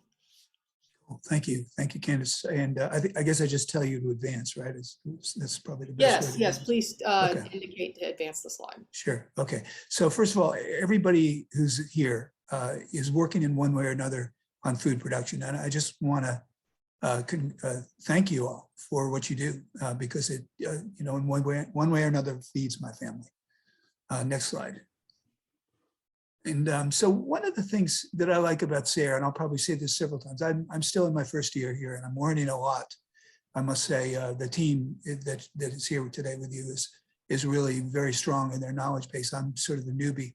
But this is from the SARE publication, and I like that what it says. It basically is, how do you make a farm or ranch more sustainable? So I think inherent in that question is that sustainability is not like a state of grace, but it's just a direction that we all are working towards and continue to work towards. So I like that question for that reason. Next slide. So in my opinion, the hunter-gatherer existence prevailed for tens of thousands of years on planet Earth with really no meaningful impacts besides feeding the people. And so it's the most sustainable food system I'm aware of that's ever existed on Earth. Next, advance, please. But unfortunately, if you do the calculations, it can only support less than 1% of present day humans. So that's not going to work, right? Next slide. This is the most sustainable food system I've ever observed. And this was in eastern Nicaragua, where the natives would cut down, a hectare or so here and there in the forest and allow the mulch, that's my dog, and allow the mulch to provide some nutrition to the plants like the beans and the bananas and so on. But you can see that that will only support 2 to 4, not even 4% of present day humans. So that's not going to be the answer either. Now, we all have the experience of knowing that there's a lot of tension in this world of sustainability and food production, and people feel passionate about their positions, and I understand that, probably have some of that myself, but it's just a reminder that none of these systems is what SARE is about. SARE is about really all of the systems insofar as they contribute to sustainability. Next. And this is out of one of our publications. There is no single answer, and I like that, to the question, how do we make farms more sustainable? But the rest of that sentence is, but there are common practices used by producers throughout the country, and those, again, are SARE's focus, not the system per se, but the practices that can help any given farmer make their farm more sustainable. And the next slide. And so there are a few definitions floating out there. Southern SARE points to this one as one way to think about sustainability, and that is we want for farms to produce the food, fuel, and fiber to meet the needs of today without compromising our ability to do so tomorrow. Next. So that's one way of thinking about it. Actually, before we look at the red rectangle there, let's go up to the middle of the page where it says profit, stewardship, and quality of life. That is what we call the foundations or the pillars of sustainable agriculture. That's SARE's sort of benchmark. We want to see contributions to profitability of farm families. We want to see improvement in stewardship, environmental stewardship in particular, and quality of life. And that's the third one is really important, and it's easy to forget as a natural scientist. But how can we improve the quality of life for farmers, farm families, and everybody else in this as stakeholders in the food system? So those are the pillars or the sustainability triangle. Okay, and then further down, half page down in this publication, you see that. Let's go back. Okay. You see, this is again, SARE is pointing to best practices as an example. Here are some that we can point to as examples of practices that can contribute to sustainability. So again, not the system, but the practices themselves. Next slide. Okay, and again, these are all familiar to you, and sustainable agriculture uses practices such as these, and we all know that at least in some circumstances, maybe many, we can think of ways that they can contribute to sustainability. Next slide. There is an ethic, as you all, I'm sure, share, to work with nature in developing sustainable agricultural programs. And these are some of the ways that we're taking advantage of natural knowledge to improve farming systems, or actually I say we, but you are. Our purpose is to help you identify programs that are suitable, but it's you that is bringing these changes to farming. So we're just glad to be vehicles that can help in that. Next slide. Sustainable agriculture lowers the use of practices that may have harmful impacts, as we can imagine in both of these, and there are others that probably are up there, should be up there. Next slide. And I think this is the last slide, but you'll find it interesting. Right in the middle of the states listed there is South Carolina. And this is just a ranking of the southern region, states and territories and their funding rate through the research and education program. We have 5 programs. So that's 5 or 6, I'm sorry. But the research and education program is number 1 in terms of numbers. And you can see South Carolina does pretty well, but hopefully as a result of not only today's contributions, but also our site visit in 2 weeks, hopefully we'll be able to help you even raise further that funding rate. So, so that's all I have. And I'll turn it back over to you, Kansas. Thanks, Paul. And next up, our communication specialist, Dara Cooper, will give a little bit of information about the SARE program itself. Hi, yes. Morning, everybody. And some of you, based on what I've been hearing so far, may know a lot more about this than I do. But I'm going to do what I did to share what I found and what I've been learning from in the University of the Virgin Islands, those who work in the SARE program there. So what is SARE? And I'll be sharing a few links so you don't have to wonder about how to get to certain things. I'll be sharing them in the chat. The Sustainable Agriculture Research and Education Program, which supports a more sustainable and just farm system nationwide, not bound by the ocean, as we'll hear in a moment. Authorized in '85, the Farm Bill signed by Reagan. SARE is part of the USDA's NIFA program, a National Institute of Food and Agriculture, and it supports sustainable agriculture practices from seed to the plate, all the way through. And as was just said, we have to all the time think about thanking everyone all the way in the process, because it all helps us to eat and everything else. And through groundbreaking research and education, these practices are what SARE supports.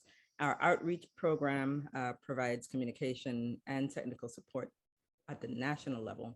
And as was mentioned, the 3 Ps of sustainability: profit, places, people, not necessarily in that order of importance.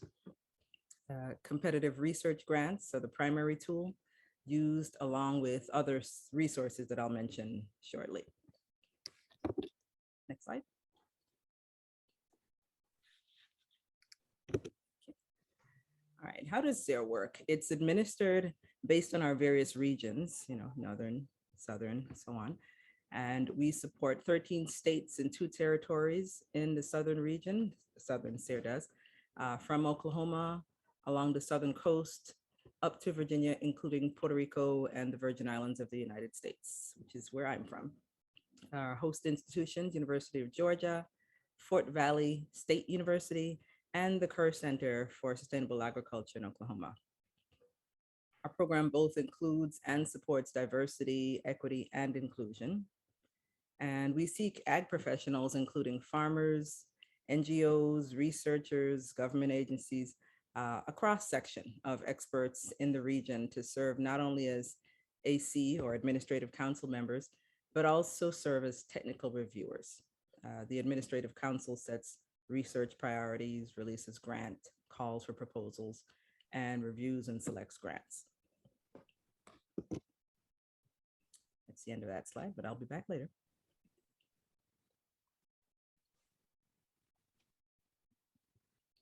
Okay. I'm going to talk a little bit about the 2 big grant programs. And big, I mean, largest dollar amounts are funded in grants. The first one and the big one is the research and education grants. It's open to researchers, 1860 to 1890, other colleges, institutions that work in agriculture, government agencies, NGOs, ag professionals. The thing we stress, and that goes to the 3 pillars of sustainability, is a systems approach to sustainable agriculture. So that's one thing to remember. If you're looking at applying for a grant, try to include a systems approach.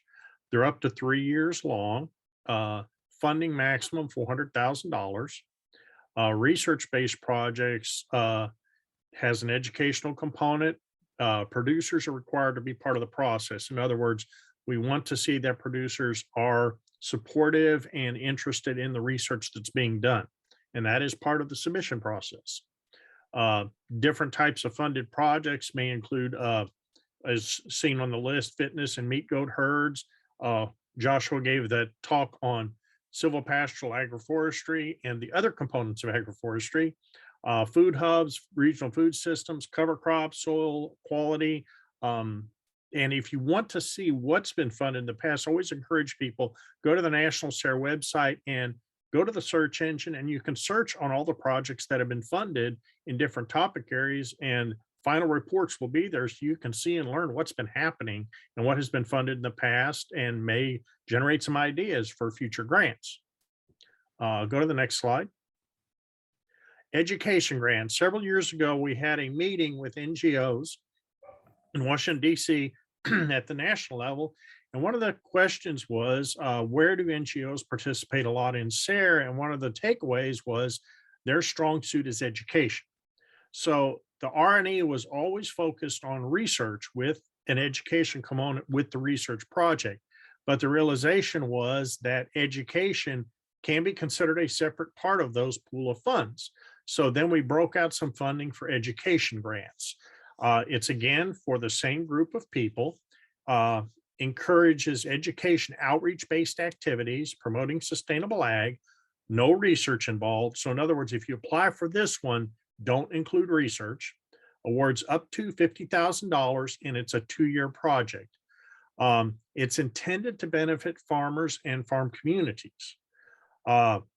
So there's some examples of projects: regional water conference, cover crop website for cover crops in the South, business, financial planning, whole farm record keeping and analysis. And a lot of these, some of these projects are computer-based systems to do that. Now, let's move on to the next slide.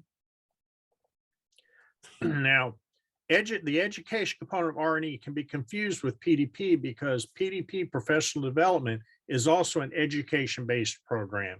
And that's what I manage. It funds projects for training sustainable ag educators and professionals who then go out and train farmers. The education project under R&E can actually go out and directly train farmers. The PDP, however, targets land grant, non-land grant colleges, USDA agencies, community-based organizations, also state departments of ag and NGOs. A no funding cap on ours. However, 80,000 and less is usually considered about the balance where we can fund a lot of projects, because one of our charges is to spread the money around and get some innovative projects out there. Funded up to 2 years. Again, provides training for ag professionals, educator, mentor farmers, and others. Research project, if there's any research in it, it will not qualify. Farmer outreach or education does not qualify. However, farmers can be part of the education, and we like to see where farmers are included in any advisory teams to put together a training program. And if extension agents bring farmers to a training, there's no problem there. So the training, renewable energy systems for small farms, local food systems, moving them towards sustainability, implementing Annie's project that was one out of Mississippi, small ruminant toolbox. Again, these are tools that are developed for ag professionals to go out and train farmers. One other thing I'd like to point out too, and this holds true to all of the projects, but it focuses more on some of the education projects and even the small farm projects. Make sure you read all the calls before applying to any of these grants and look at what can be funded, not funded. What sometimes trips people up, like in PDP, is if they do education, there may be a case where we have to be careful in purchasing equipment, stuff that's lasts long-term after the project, and doesn't want to sound like it's setting up a business. So research and education are the key tenets of the SARE program and sustainable ag for this program. So be aware of that when looking for grants. And again, if in the process of applying for any of these grants, if there are any questions about what you're trying to do, what can be funded, not funded, how to put the project together, You can reach out to any of us that are involved. My obvious area is PDP. The other thing that's not on the slide thing is when we have expiring funds, in other words, funds where someone has not spent all the money in their project, PDP occasionally has funding available for travel scholarships. Usually these go through the state coordinators. So that's Joshua and Matt. And those can be used for farmers to attend sustainable ag trainings. So if there is some training going on in state or even out of state, there's travel scholarships available for that, and it can also be used in light of COVID for online trainings as well. If it's under $3,000, I can approve it directly if I receive an application. If it exceeds $3,000, I need to take it to the EC or the full administrative council if they're meeting that month for approval to expend those funds. So if you have any questions on any of this, feel free to contact me. Thank you. Thanks, David.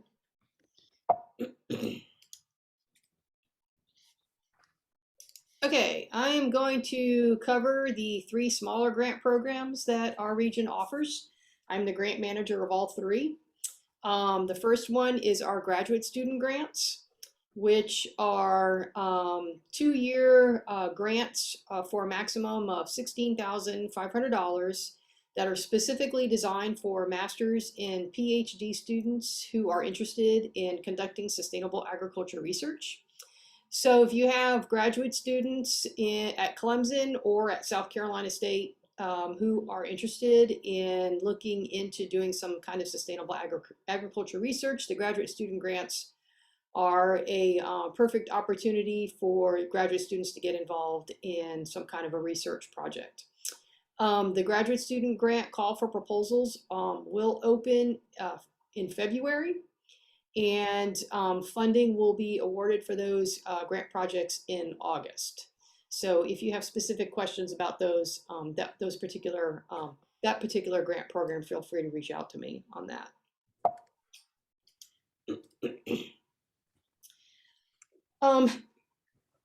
Per Joshua's presentation, it looks like there are might be some opportunities available for folks in South Carolina to look a little bit further into our on-farm research grant program. We call these our mini grants because of the small funding amount.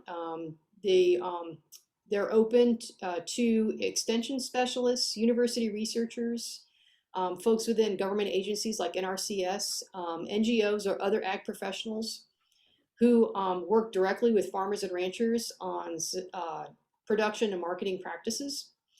And the funding amount is $20,000 for up to a 2-year project. So there are opportunities there to do a small research project on a whole host of sustainable agriculture topics, ranging from livestock production to pollinators to variety trials. You can do demonstration, on-farm demonstration trials.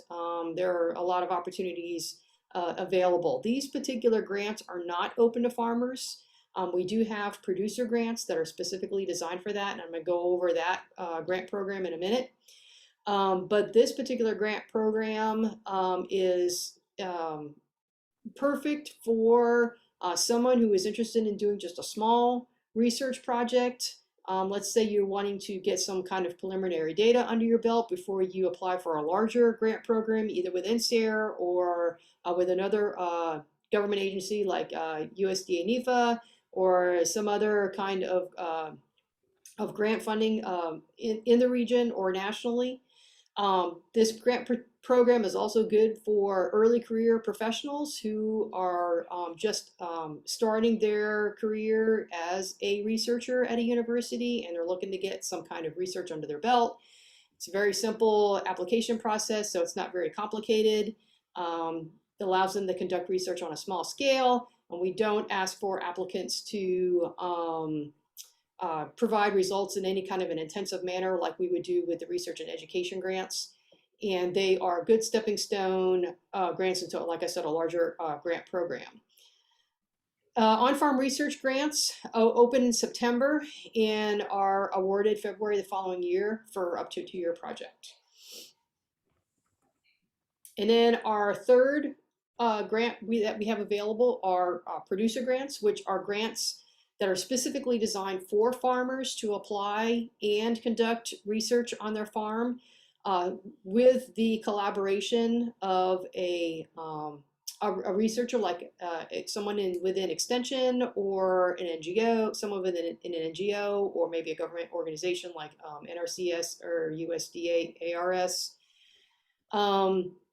They are specifically designed for farmers and ranchers in the southern region who are interested in conducting on-farm sustainable agriculture research. So some of the requirements of the producer grants, so if a farmer is interested in applying, they must either be a full-time farmer or they must be farming part-time. We do have, these producer grants do support ranchers across all segments of the population. So we do support farmers, historically underserved farmers and ranchers. And the grants are also designed to allow farmer groups like cooperatives to do research. The awards for individual farmers are $15,000 for 2-year projects, and for farmer groups it's $20,000. And this particular grant, like all of our other grants, are set up on a reimbursement basis. So if you were to be funded for the grant, you would conduct the expenses of your project up front, and then you submit receipts for reimbursement as the grant project goes on. 2-year project, we must have at least $1,000 in documented income to qualify for a producer grant. That's based on USDA qualifications, but yet we don't have any restrictions on farm size, and we don't have any restrictions on the length of time of farming. And that particular grant also opens in September, so it follows the same grant release timeline like the on-farm research grant does, and those grants are awarded in February of the following year. So if you have any questions about these smaller grant programs, feel free to reach out to me by email or give me a call, and I'd be more than happy to answer any questions anyone might have. So I'll turn it over to Patrick now, who is going to give us some specifics on how the grant process works for SARE. Thanks, Candace. So once a call closes, all the proposals are reviewed by 2 different groups. The first one is technical reviewers. And this is actually how I first got involved with SARE. And it's a great way to get experience and get a better understanding of what a quality proposal looks like. So you could reach out to Candace if you're interested in being a reviewer. And reviewers, we're looking for expertise and representation from a diversity. So that includes research faculty, grad students, farmers, NGOs. And so that's kind of the first group that will review proposals, is the technical reviewers. And what they're looking at is the sustainability of the project. So both Paul and Dara mentioned we've got our pillars of sustainable agriculture. So does it fit within those pillars?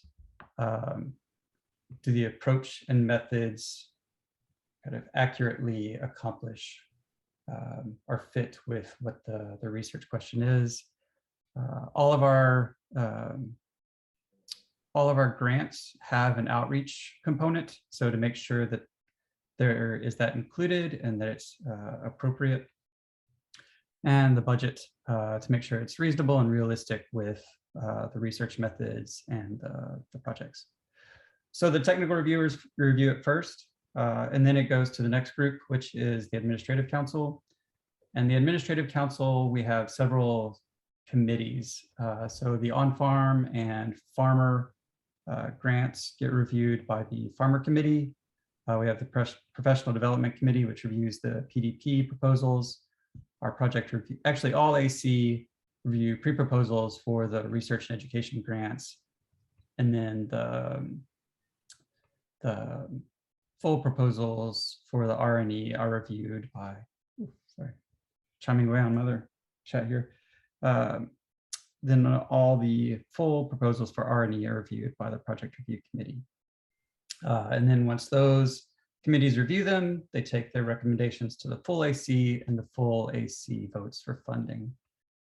Then the next steps is those approved for funding will get an email letting them know of the next steps. Those not rewarded funding will get comments on why they were not funded. Candace, next slide, please. All right, so why a proposal is rejected. Let's see, the first one is it doesn't fit the grant requirements. So the call does a great job of kind of outlining what the reviewers look for. And a lot of the, what was the question, or a lot of the statements of what to include and explain in your proposal correlates directly to what the reviewers are asked to look at and rate the proposals on. So the first one, it doesn't fit the grant requirements. So if somebody submits a professional development proposal that has research, that doesn't fit that grant call. If somebody submits an R&E grant that doesn't have outreach, all of our proposals require an outreach component. So that's doesn't fit there. Another thing is that this is to kind of further sustainability of a system. It's not to fund a farm to farm. So just making sure that there is that kind of question and it's not asking for the grant to cover costs of a farm or its operation. Doesn't make a strong case for sustainable agriculture. So again, we've kind of talked about a few times of the 3 pillars of sustainable agriculture. And so it needs to do more than just look at increasing profitability of a system. It needs to have kind of ideally covering multiple pillars of sustainable agriculture and increasing the sustainability of the whole system. Topic is not new or innovative. A great example of this is cover crop research. There's been a lot of research on cover crops. And so if a proposal doesn't show how it's providing unique information or filling a gap in the research, then it may just be providing research on something that's already been researched before and we funded. Applicant asks for unallowable budget items. So in the call, it'll specify that, and you can always ask Candace or David or even your state SARE leaders about what is allowed and what's not in some of the calls. Budget's unrealistic for the proposed project. Again, the TRC, we look for experts on these subjects to review them, and this is one of the items they look at, is to make sure the approach and methods and the budget match up. One other thing I'd say here is also both the TRC and the Administrative Council look at proposals for collaborations. And if collaborators aren't included in the budget, that kind of sends up flags for us. And we actually ask for you to justify if there are collaborators that are not included in the budget, why they are not. Weak methodology. We also, again, want to see kind of a systems approach to the research question. And then again, all of our proposals require an outreach plan. Even if you're doing research, you still have to do outreach. So again, making sure that that is included and is appropriate and kind of, one other thing I would say with that is also not every project needs a website, but there are so many websites out there. Don't feel like you need to create a new one for each project. Okay, next page or next slide, please. Okay, so writing a strong proposal. So we get quite a few proposals. We're usually able to fund about a third of the proposals submitted. And I do have to say the University of Georgia staff have been great at making sure we're maximizing the amount of federal funds we're able to get distributed and we can fund as many projects as possible. So kind of some of the characteristics of the ones that do get funded. Again, follow the call, that those almost directly match up with what your reviewers we'll be looking at and rating the proposals on. The second, relevant to sustainable agriculture, again, is kind of making sure that you're addressing those pillars of sustainable agriculture, and you're taking a systems approach to a question, and ideally trying to cover more than just one pillar of sustainable agriculture with kind of your research question or your outreach. Include collaborators and partnerships.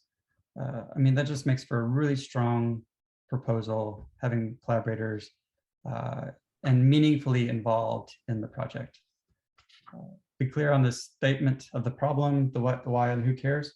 One other thing with that is just be aware that your proposal, like I said, it's being reviewed by technical reviewers as well as the AC, which means that it's also being reviewed by farmers, researchers, NGO representatives. So writing it in a way that it will make sense to a general audience. Meets the grant requirements. So those are outlined in the call. Just make sure you're covering all of those.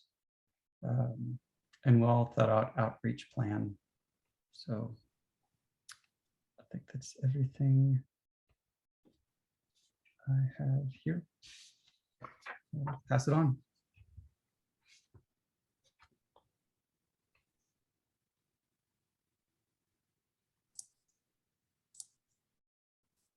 Brennan? Okay, good morning, everyone. Nice to be with all you folks from South Carolina. I see a lot of my buddies on the line. Nikki and I have a long relationship. Susan and I have a long relationship that goes back some time. And I'm really hoping that we can leverage those relationships to do some really good work in the state of South Carolina. I'll sustain a couple of years ago. Actually, it started right around the onset of COVID. As David said, periodically SARE gets money back for a variety of reasons. Grants don't use all their money, or in the age of COVID, we're not using our travel funds because nobody's traveling. So Southern SARE would rather spend that money in furtherance of our work with farmers, NGOs in the 1890s to support sustainable ag throughout the South, rather than send it back to DC where it'll do who knows what. And so a couple of years ago, when COVID started to pop its head up, a lot of the work I do is around helping to support education and outreach efforts by 1890s and nonprofit organizations. And we came up with the idea of sustainable ag leadership. And this program basically looks for leaders who are already doing work in their community and giving them sponsorship support of up to $3,000 to conduct education and training activities in any areas of sustainable ag that they feel would serve their constituents. So the eligibility typically is historically underserved farmers and ranchers in leadership positions in their communities. And we look at their leadership by what they tell us. We don't have a set definition of what a leader is. We just look to see the work that they've done in their communities. And also farmer groups who have demonstrated leadership contributions, as well as NGOs or other community groups who serve those audiences. And we fund education and training activities. It must pertain to sustainable agriculture and can be in person and online. So a couple of examples of some of the work that we funded. We funded some work out of Florida with a person who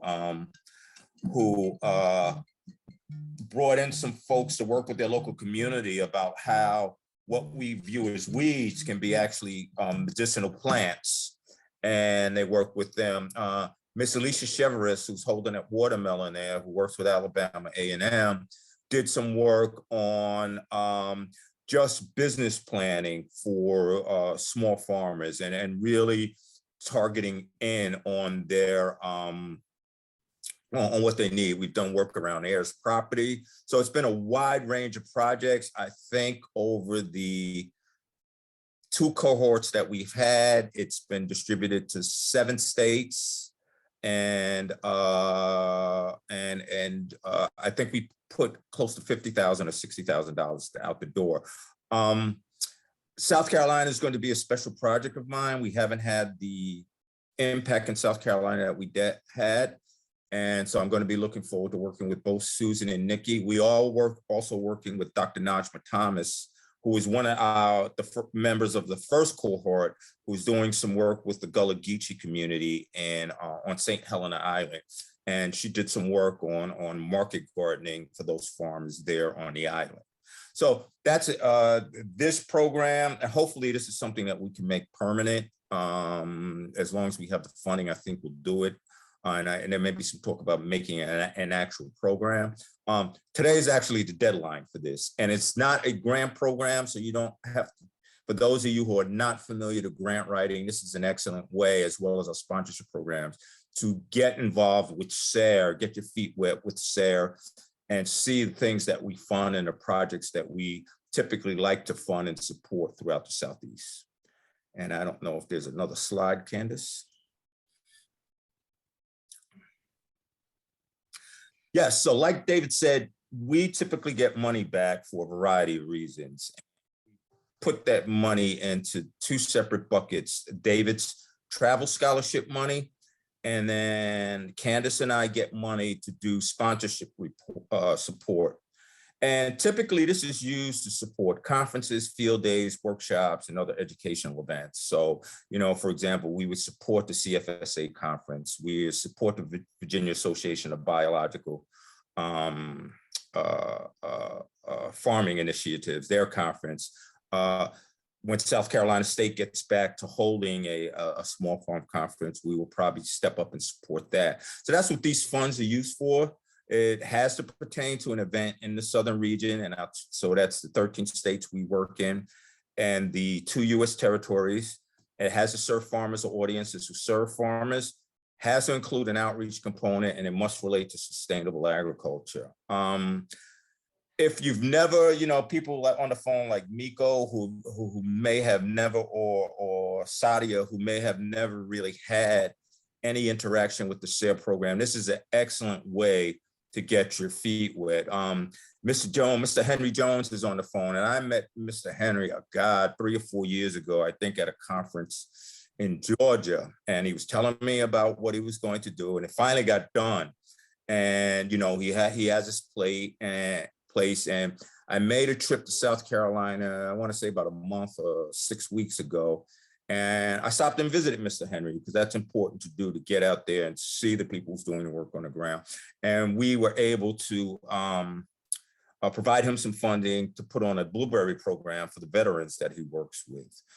So it doesn't have to be necessarily a nonprofit. It could be a farmer. You can gather the farmers that we've done in St. Helena. We funded a project. I walked on every farm I walked onto. They were done with their harvest season. All of them had bare ground. And I asked this one farmer, I said, well, you don't do cover crops? Nobody knew what a cover crop was. And we went down, and for a relatively small amount of money, we were able to go down there, do some classroom sessions, and actually plant this farmer's farm in cover crops to show them how to actually plant it. And then there'll be a session where we'll go back and show them how to actually terminate it. And, that's a lot of impact for a lot of money. And I will say one of our missions through this sponsorship program and through all of our programs is to make sure that we uphold and commit to our promises that we make to both our organizations and farmers throughout the Southern region. During that trip I took out to St. Helena, Joshua mentioned an individual that he's working with. Well, 20 or 25 years ago, before I was even involved in agriculture and farming, apparently something happened with him and Southern SARE. Until this day, this person carries a chip on his shoulder about the SARE program. Luckily, our event was very successful down there, but we don't want to have situations like that. We want to make sure that we're supporting our state representatives who are working on behalf of Southern SARE, as well as our nonprofits who want to spread this message of sustainability to our farmers. So this sponsorship support, Miko, Nikki, Susan, this is here for you to use. And I always say, use little money to get big money. This is an excellent way for you because of the same costs that we allow in our sponsorship programs are pretty much the same costs that we allow in our grant program. So when you apply for this stuff, you get a feel on how to work for us. And some people have gone from applying for a sponsorship program to eventually writing a grant, to eventually getting a grant approved and getting funding, and then taking that experience and actually applying for larger programs like Beginning Farm and Ranch program. We've actually had an organization in Atlanta that went through that whole gamut, and then now getting larger and larger grant programs as a result of starting with our sponsorship support. I'm going to drop my email in the chat if anybody has any questions. And as soon as all these cousins of COVID stop popping up, I'd be happy. I really want to come back out and spend some more time in the state. I talked with Joshua about it, and I'd love to come visit Miko and Sadia at South Carolina State, and Nikki. So I think that's all I have. There's no other slide to me, is there? Thanks, Brennan. And then Dara is gonna wrap things up for us. Yes, thank you, Brennan. And take this opportunity to definitely thank Brennan for over the years. I'm coming out of the Cooperative Extension Service at the University of the Virgin Islands, and just a few days into Southern SARE here with the University of Georgia. So I've been able to learn a lot about SARE through Brennan's visits and other people down to the Virgin Islands. And I did not know about all the resources that were available. So I'm going to share with you just an overview of some of the resources. And like I said, in the chat, through a few links in there, there are many, many more, but I didn't want to overwhelm. So in terms of the resources, SARE offers more than grants. Grants is definitely the big deal, but the Learning Center, which has national publications, including fact sheets, bulletins, and books, is available. You have the regional educational resources and newsletter, the program materials, including the biennial reports, which include some colorful snapshots of the successes of our grantees, free catalog with SARE information, grants, publications, and resource lists, and again, much, much more. Also, there are grantee project products and videos. So all of that is available in terms of resources, but there's also something that I'm really going to be interested in getting into a lot, and there are topic rooms. There's a link to that in the chat that I posted. So you can check out the SARE topic room at that link for various food and farming startup topics. And some of those include resources on organic systems, pest management, animal production, marketing, certification, conservation, and much more. Using solar or wind energy or producing biofuels from crops, feedstocks, and anaerobic digestion help farmers achieve energy independence while improving profitability and reducing fossil fuel emissions. Big deal right now for those of us that believe that climate change is real. Tips, tools, and resources for organizing a field day for people who've never done that, or for those that just want some support in continuing to. It's available in these topic rooms and on many of the publications as well. And from low covers to high tunnels, from hoop houses to greenhouses, producers share more innovative ways to extend the growing season and their income stream. So for those that want to get into a group and get some resources related to that, there's a room for you. Find a wealth of educational materials developed out of decades of SARE-funded cover crop research to improve soil health, reduce off-farm inputs, and protect natural resources. You can also recover the nation's food system, reconfigure the nation's food system. So we need to recover it too. So more value stays in food producing communities. There's other things about small ruminants and so much more. So again, and that's all I was speaking about are in the topic rooms, and one of the links can lead you to information regarding that. And then there's a listserv. So you can sign up to learn more about farmers and ranchers who are using sustainable practices to improve profitability, stewardship, and quality of life. Notifications of free resources and other news are sent approximately once a month, and you can unsubscribe at any time. So it's a lot of information that's available in terms of sustainable ag resources through Southern SARE and SARE in general. and I'll go ahead and type my email address in there as well. I'm learning. This is day number 3 for me with Southern SARE, so I'm enjoying what I'm seeing already based on what I've already understood working with the Cooperative Extension Service. But SARE is where it's at, and I'm definitely grateful to be part of it and would love to connect with those who are in communications and otherwise so that we can continue doing this work and getting the good word out to help more people use the resources towards sustainability. Thank you. There are email addresses. And I know sometimes I think the contact information is going to be shared to everyone that's on this Zoom meeting. So if you don't have this, I don't know that it's a need to actually write them down because I believe that that's going to be happening. So it will, and thank you, Southern SARE, very much for taking time out of your day to participate in our open forum. Are there any questions or comments for the Southern SARE program?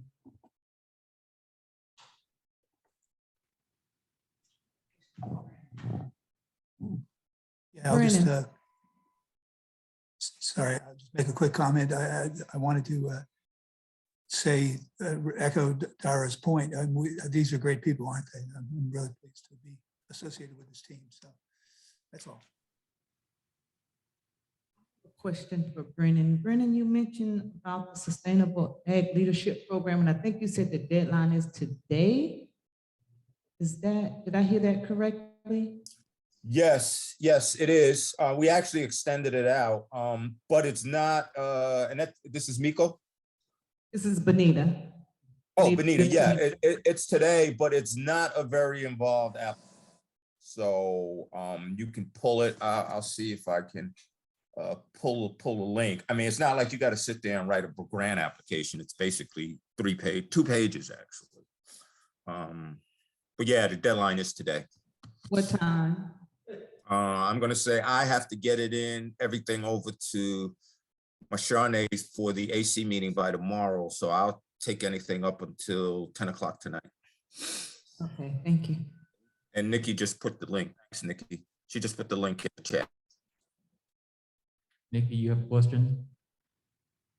Yeah, I just, I got the answer. It looks like I was just asking about thumb drives. Brennan used to have these nice thumb drives that were packed full of all the print materials.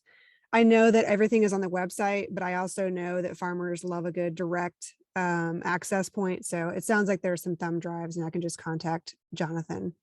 Yeah. Or me if Jonathan doesn't have them. And it's sweet now, Nikki, because they have little lanyards on them. So Oh, you guys are getting fancy. yes, we are.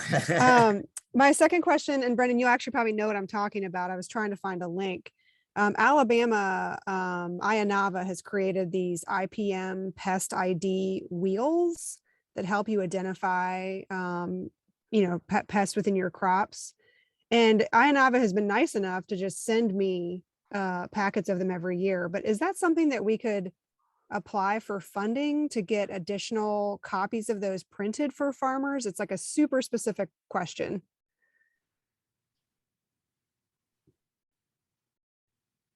So I don't know who within the granting structure that would live under, or if that's something that an extension group might be interested in. But if anyone knows what I'm talking about, it's a physical pest ID wheel you take out into the field. Yeah, how many are you talking about? So anyways, that's just something that every time I hand them out, I have more interest than I have volume. And I just think it would be such a cool, hard copy resource. And maybe we could just get some funding to help print additional. So Ionava is not just giving them to me. Ionava actually developed those based on a SARE grant. So if you can give me an idea of how many you think you need, we could probably pay for those out of our regional office and have those shipped over to you. We just have to work with Ionava on getting those printed out. Okay, I'll reach out to a few of the extension groups and find out what they think their interest level is. Thanks, Candace. Sure.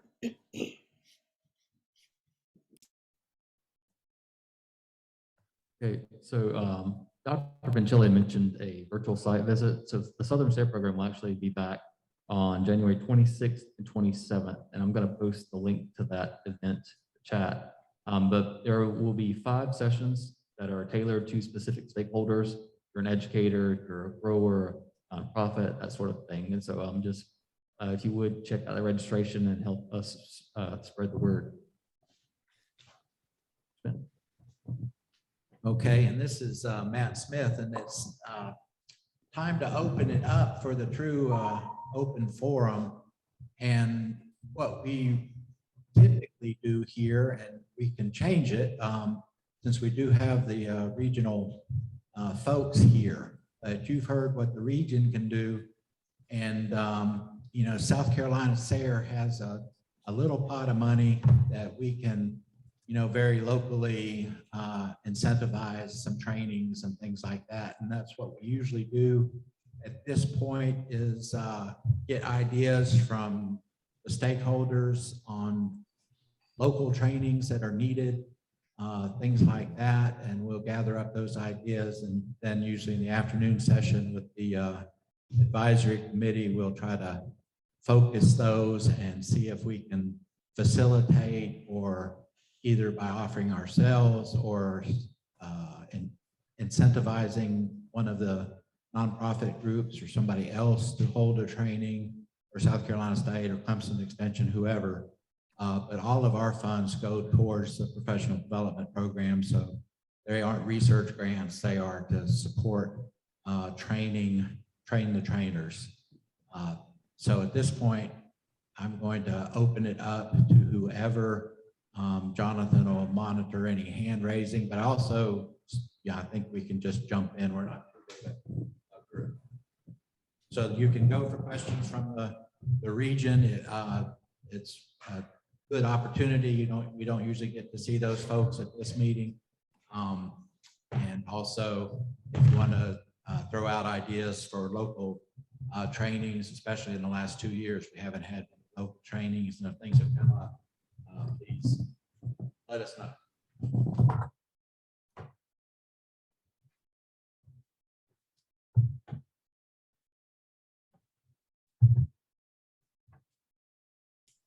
Matt, I've got something that I can put forward here. The South Carolina New and Beginning Farmer Program, it's been around for what, about 12 years now or so. I don't direct that any longer, but I do know I'm on their advisory committee, and I know that they recently received a new grant. And in that grant, one of the things they plan to do is to put back in place the Farmer Resource Rodeo that had been going on for, I think, 4 years, and every year was getting bigger and better. And but under COVID, they set it aside. So they're planning to do that, and they're planning to do it in early September. It would be a great opportunity for SARE to be there to table that event. It's usually structured so that a lot of resource providers are there to make very brief presentations, to offload a lot of information, and then to do a little bit of tabling with folks. We had there's like over 400 alumni of the Beginning Farmer Program now around the state. I know that their recent, they take in applications for the program, which can typically, I think we can handle 50 or 60 people, maybe a few more on an online format per year. But they had like 400 people on the waiting list, or at least registered interest in wanting to know when the applications were open. So I expect that resource rodeo to be very well attended, and a great opportunity for you to come in maybe with the sponsorship and to participate alongside the other resource providers in the state. So that's one that I would put on your radar. I'm not sure if that's exactly what you're looking for. Well, I'm wondering, Dave, I know we've always done it just in Columbia, but it is so popular. I know that the in-person is going to be a challenge, but I'm just wondering if there's an opportunity to do regional resource rodeos. Because I know like Miko and I have worked together, and just getting to know like the extension agents and on the ground folks that work within your region has a lot of value. And I think a lot of times those regional agents don't have capacity to all attend at that meeting, or even Yeah. at the resource rodeo having regional breakouts, which I know we've done in the past, but just some food for thought, maybe having more local, smaller meetings. So there's less concern around COVID. If we've got a huge room packed full of people. Yeah, hopefully by September we'll be beyond some of that, but who knows? Who knows what we're gonna have then? So, that was the design of an earlier proposal we had to deliver those regional resource rodeo kind of events. Because, oftentimes the state level resources aren't what you need. You need that local contact. And quite frankly, back then we had a hard time getting them organized. We kind of imposed that on the regions, but because we're set up with sub-state regions. I think there's 5 or 6 of them out there. Um, and so they didn't really take, but I think, there's still maybe the conditions have changed such, like you're saying, that could be revisited as well. So I don't run that program anymore. That's Ben Boyles and a Diana Vosbrink program these days. So I can pass the message on to them, but if you know them, you might want to reach out to them as well with that idea. I don't think either one are here in this meeting today. So anyway, so there might be a couple sets of opportunities in there. And I know that they are also planning to do, is they enter this new grant to do more and more kind of advanced programming for that alumni base that's been building out there. And so there might be some opportunities, since they're not here in the room, to reach out to them and kind of see what their plans are there and see where SARE might interact with them. The Farmer Resource Rodeo, even though one of the primary targets was beginning farmers and it was our program that kind of organized it, we tried to be very inclusive of as many partners that wanted to be involved in kind of putting it on, but also in terms of the audience. It wasn't just beginning farmers. It was well beyond that. And South Carolina State, I know, has a sub-award in this to help bring folks that they're working with to the event and to offer some training as well. So just encourage probably program leadership communication, one to the other, to kind of see what the synergies might be there.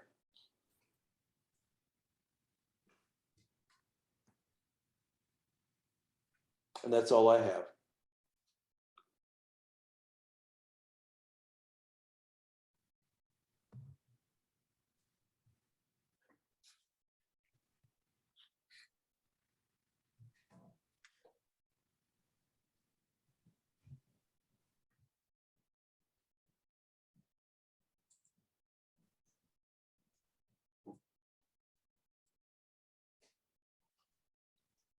I just wanted to give a shout out to Carolina Farm Stewardship Association's technical assistance.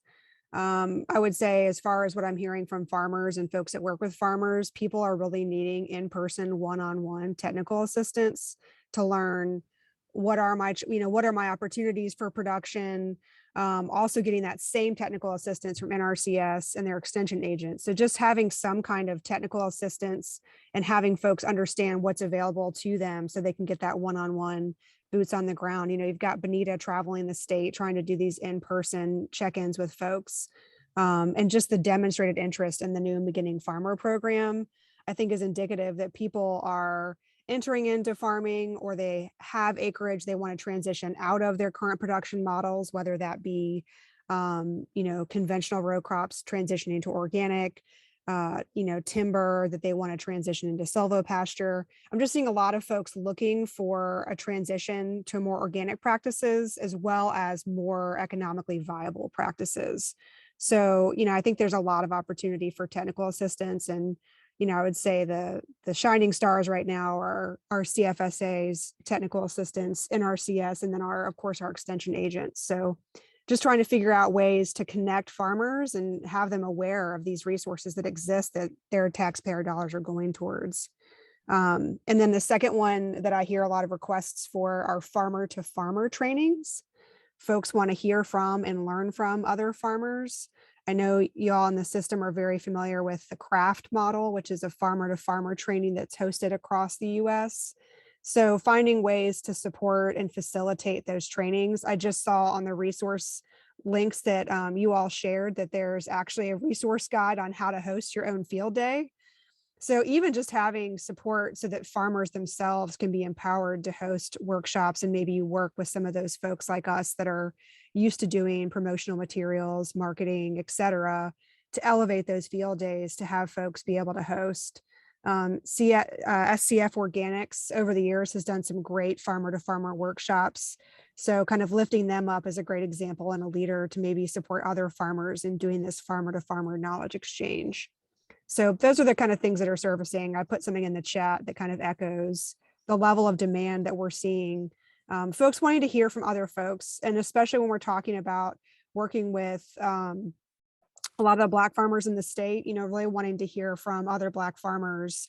And then also having, you know, folks that English is a second language, having some workshops that are in Spanish or have translation. Those are things that we're trying to figure out, how do we support and fund that, and who is the right organization to be the leader.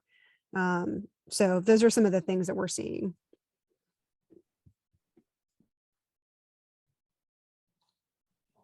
Yeah, I guess my my hand's up, so I can go ahead and comment. Yeah, I was just going to affirm what you said, Nikki. Last week I was at the National No-Till Conference in Louisville, and it's very much a farmer-driven, presentation, farmer-given presentations, and that I thought it really went well. There was a lot of interest in that model among the people that were there, 500 or 600 people, perhaps. Yeah. So Nikki, I want to agree with you on that too. In terms of farmer to farmer activities, it raises this other thought about having further support for grant writing, honestly.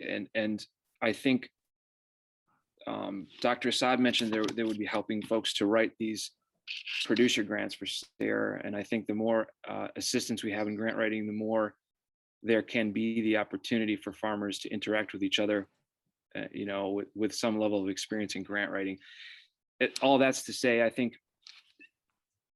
we'll have more farmers be successful with these grants if we get a few of them some success in the beginning, and then they can communicate with each other about it. I've seen that happen through the work that we do with SBDC. There are a lot of farmers that don't want to apply for things like the value add producer grant. Once you get one or two of them that have applied for it, they start communicating with each other, and they start to understand that it's not as difficult as they imagine, and it sort of catches on like wildfire, so to speak. So I think, providing the assistance in grant writing is something that can help spur that process and have some farmer to farmer interaction, and just, understanding that that it's possible, that it's not as difficult, and that there are resources out there to help them write it, and we'll see them work together to make that happen and get funded. Thank you, Brian. Mika? Yeah, I'm actually concurring with what everyone's saying. I mean, Nikki and Brian, and with my experiences, we're our nonprofit, we're just starting to work with the farmers, and so understanding that their main priority is the farm. So when we can meet with them, we coordinate what works for them, right? So it's typically evening hours. And then even still, it's a small window of time in those evening hours, but it is the one-on-one, right? So what we're looking to do, because what we're also finding, we participated with Nikki in her, she had a webinar, but we brought our folks in-house because we all, they all knew each other. And so we were able to come into a room, but then also to have a pre-meeting and then also view her webinar kind of live. And they loved it because, they were able to get access to, Brian and other folks who are experts, but they did not have to travel because they don't have the time. And some of them don't have the resources to travel as well. So I think it was Nikki that mentioned about the one-on-one, and Bonita, I think she's still with us. When she came down, that's what was really eye-opening to us in Marion County, is that every single farm that we visited, they had a different nuance of a one-on-one issue. Like, if you could just help me here, or if you could just help me there. And so we're looking forward to doing that. And, you know, even what Joshua talked about, taking 2 farmers and helping them with what they need so they could be the examples, that will definitely grow like wildfire. And that's where my organization, and I believe there could be some others that could step in, right? So where the farmers may not have the technology or the grant writing capabilities, our organizations, we do have the technology and the grant writing capabilities. So it's kind of meeting the needs of the community for the greater good. So I definitely concur with what everyone's saying. And I'm encouraged because truthfully, we didn't know where to start. So we just started. We just pulled them together. We just started to gather a database of our farmers, of our small farmers. We started in our database. We keep track of what they grow, how often they grow it, what are their challenges. We're connecting them with our Clemson Extension resources. So I'm just so glad to be here and so glad to hear these comments today. Thank you. This is Benita. One of my intentions and reasons for getting on the EC Council was to increase South Carolina's participation and get some more of those grant funds. And it's a pleasure to be here today to hear everyone talk. One of the things I always say too is that there are so many farmers that I think are grossly underrated in South Carolina. And some of that is because we don't know who they are and where they are. When I went to visit Marion County and Miko, my mind was blown at the talent and the work that I saw. And there is a big disconnect with, I'm gonna say, the government and the people. And we know the historical relationship. Brennan spoke earlier of one of the farmers, I think in St. Helena area, that's disenchanted with an old relationship. And so one of the things that I've been spending a lot of time with is one-on-one, and to let them know that things have changed somewhat, and that there are people on the inside that are here to help. But I think we undervalue the importance of one-on-one. I know Ms. Corona and all her cousins and relatives are here, but we still have to go and see the people one-on-one, which does take a lot of energy and time, but it's my pleasure to do so. But one of my other goals is to connect South Carolina, because I know that everything I need to be sustainable in terms of food can be grown right here in this state. So I'm telling everybody, I'm telling this group, I'm probably speaking to the choir now, that I'm a local girl. I'm gonna promote local. There's many areas in my life that I can do local. That's what I'm gonna do, because I feel that if we all come and focus on helping one another and connect, then we really, really can make a lot of differences and changes in this state. Miko, I asked Brennan that question because I want you to apply today before 5, please, because this young lady is doing so much work without getting paid. And there's a lot of us out there that are doing a lot of work. No one knows, but I'm gonna find them, but they're not getting paid to do it. So Miko, please apply for that today. Working on it. Thank you. Alyssa, you put something in the chat. Would you like to mention your organization a little more, grant writing assistance?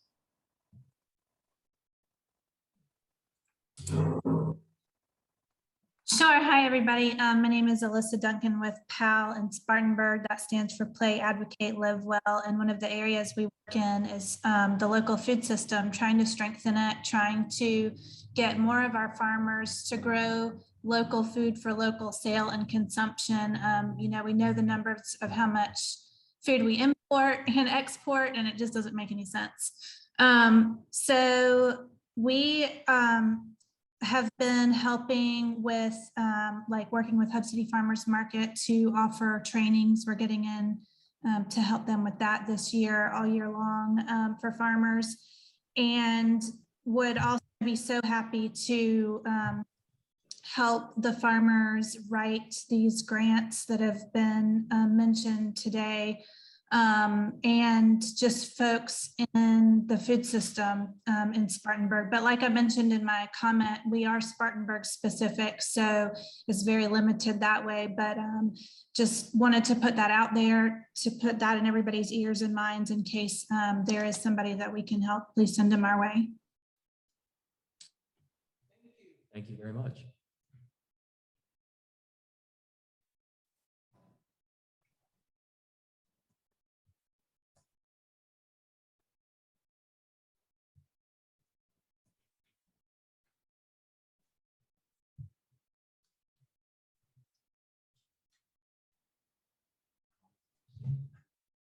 Ask again, see if there's any burning questions.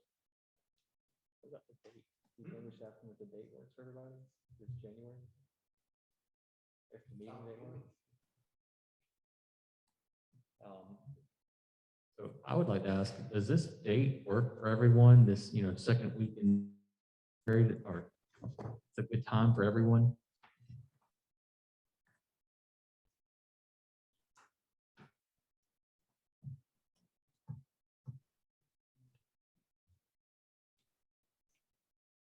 Yeah, go ahead, Nikki. Yeah, I was just wondering, I know the farmer participation today is a little on the light side. I know in the past down in the low country, I used to send out a farmer survey based on topics, and we would just set up, a wide range of topics and let farmers vote. I'm just curious if there is an opportunity for, SARE at the state level, or, all of us that are on the call that represent a lot of regions and farmers. I know I'd be happy to share a survey, because I'm really interested in knowing, in this COVID climate, like, what are the resources that farmers want, and are they interested in attending a virtual meeting, or do they still want in person? I just have a lot of questions for farmers right now. And I really was hoping today would be a temperature check on that, but I am worried about the lack of number of farmers that we usually see at this meeting.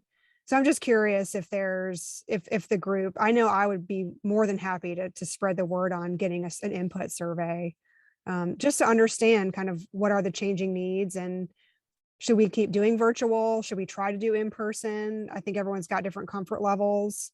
And also just what are the topics? Do people need support in transitioning to creating online purchasing for their customers? Do they need support with box programs because there's an increased interest in that, or do they continue to want support in production systems, or whatever? Who knows? So just going to toss that out there, because I know a lot of us are really interested in getting that temperature check.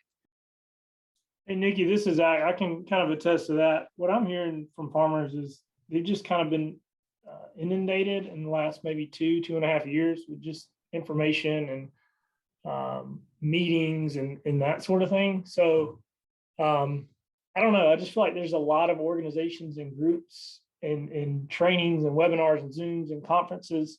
The feel I kind of get is, I mean, in a sense, is like they just want to kind of be on the farm, just because I think a lot of things have popped up because of COVID, and there's been more opportunities to learn and that sort of thing. I'm not saying like 100% get away from trainings and stuff, but I think we're seeing our attendance in meetings and Zoom things really drop off, and this could be maybe a reflection of that as well. It's just there's just a lot going on, I'd like to veggie back on what Zach just said. Vegan here, so we don't piggyback.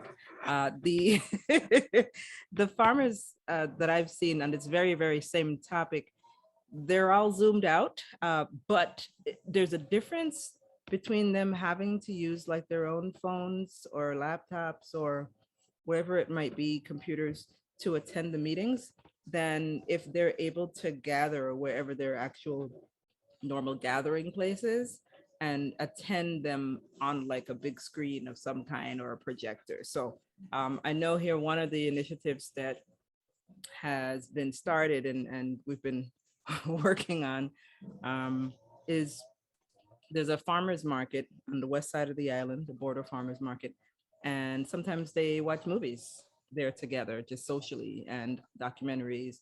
And they are asking, and they've wanted to be able to attend trainings at their farmer's market. And that just means like bringing a projector and a screen and allowing them to either have one mic that they can pass around COVID time. So there are some creative ways to do that, or different places that they can go up and when it's their turn to speak, or even different computer sections that they can go to and participate if they have to do something interactive other than just sitting and watching and listening. And adding Wi-Fi to the location is another thing that's in about the third step of the process in order to make that happen. So a lot of the farmers, yeah, they're saying that I've experienced, they're saying we're zoomed out. We do still want trainings. We do still want to learn. We do still want to network and do all of these things, but we really want to be on the farm and we really want to be as social as is safely possible. So what's the way to be innovative and merge those things into spaces maybe where we are able to attend in person, even though it's a virtual thing.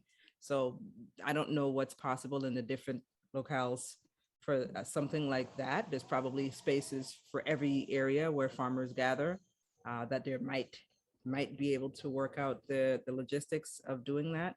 But that's definitely something that we've tested and we know works for at least the farmers that are here in the Virgin Islands. They want to be able to do it, but they need some technology support.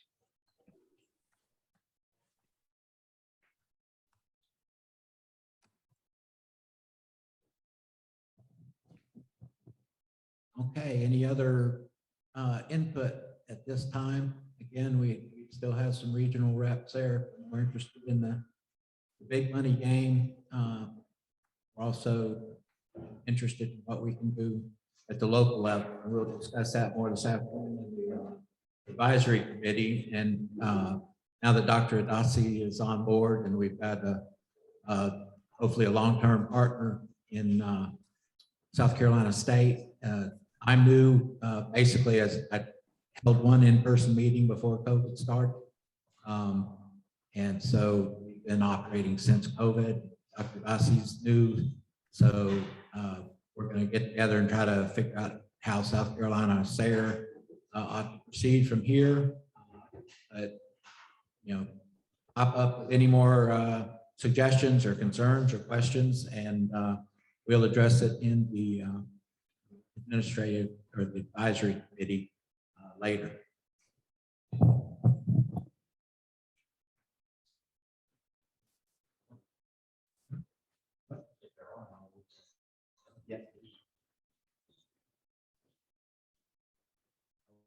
Okay, if there are nothing to add at this point, we can adjourn the open forum.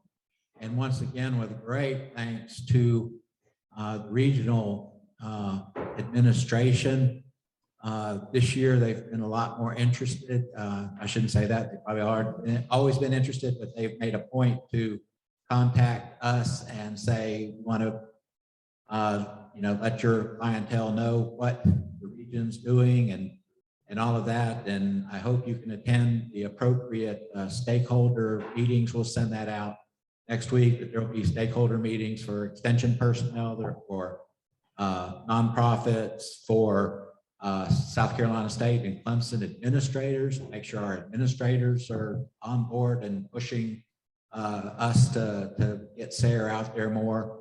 And so there's a lot of energy in moving this forward.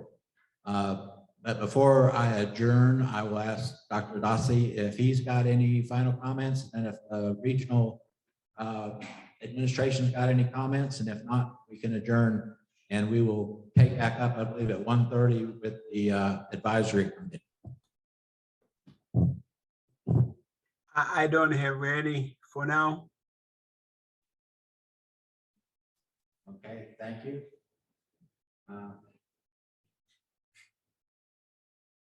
Okay, thank you.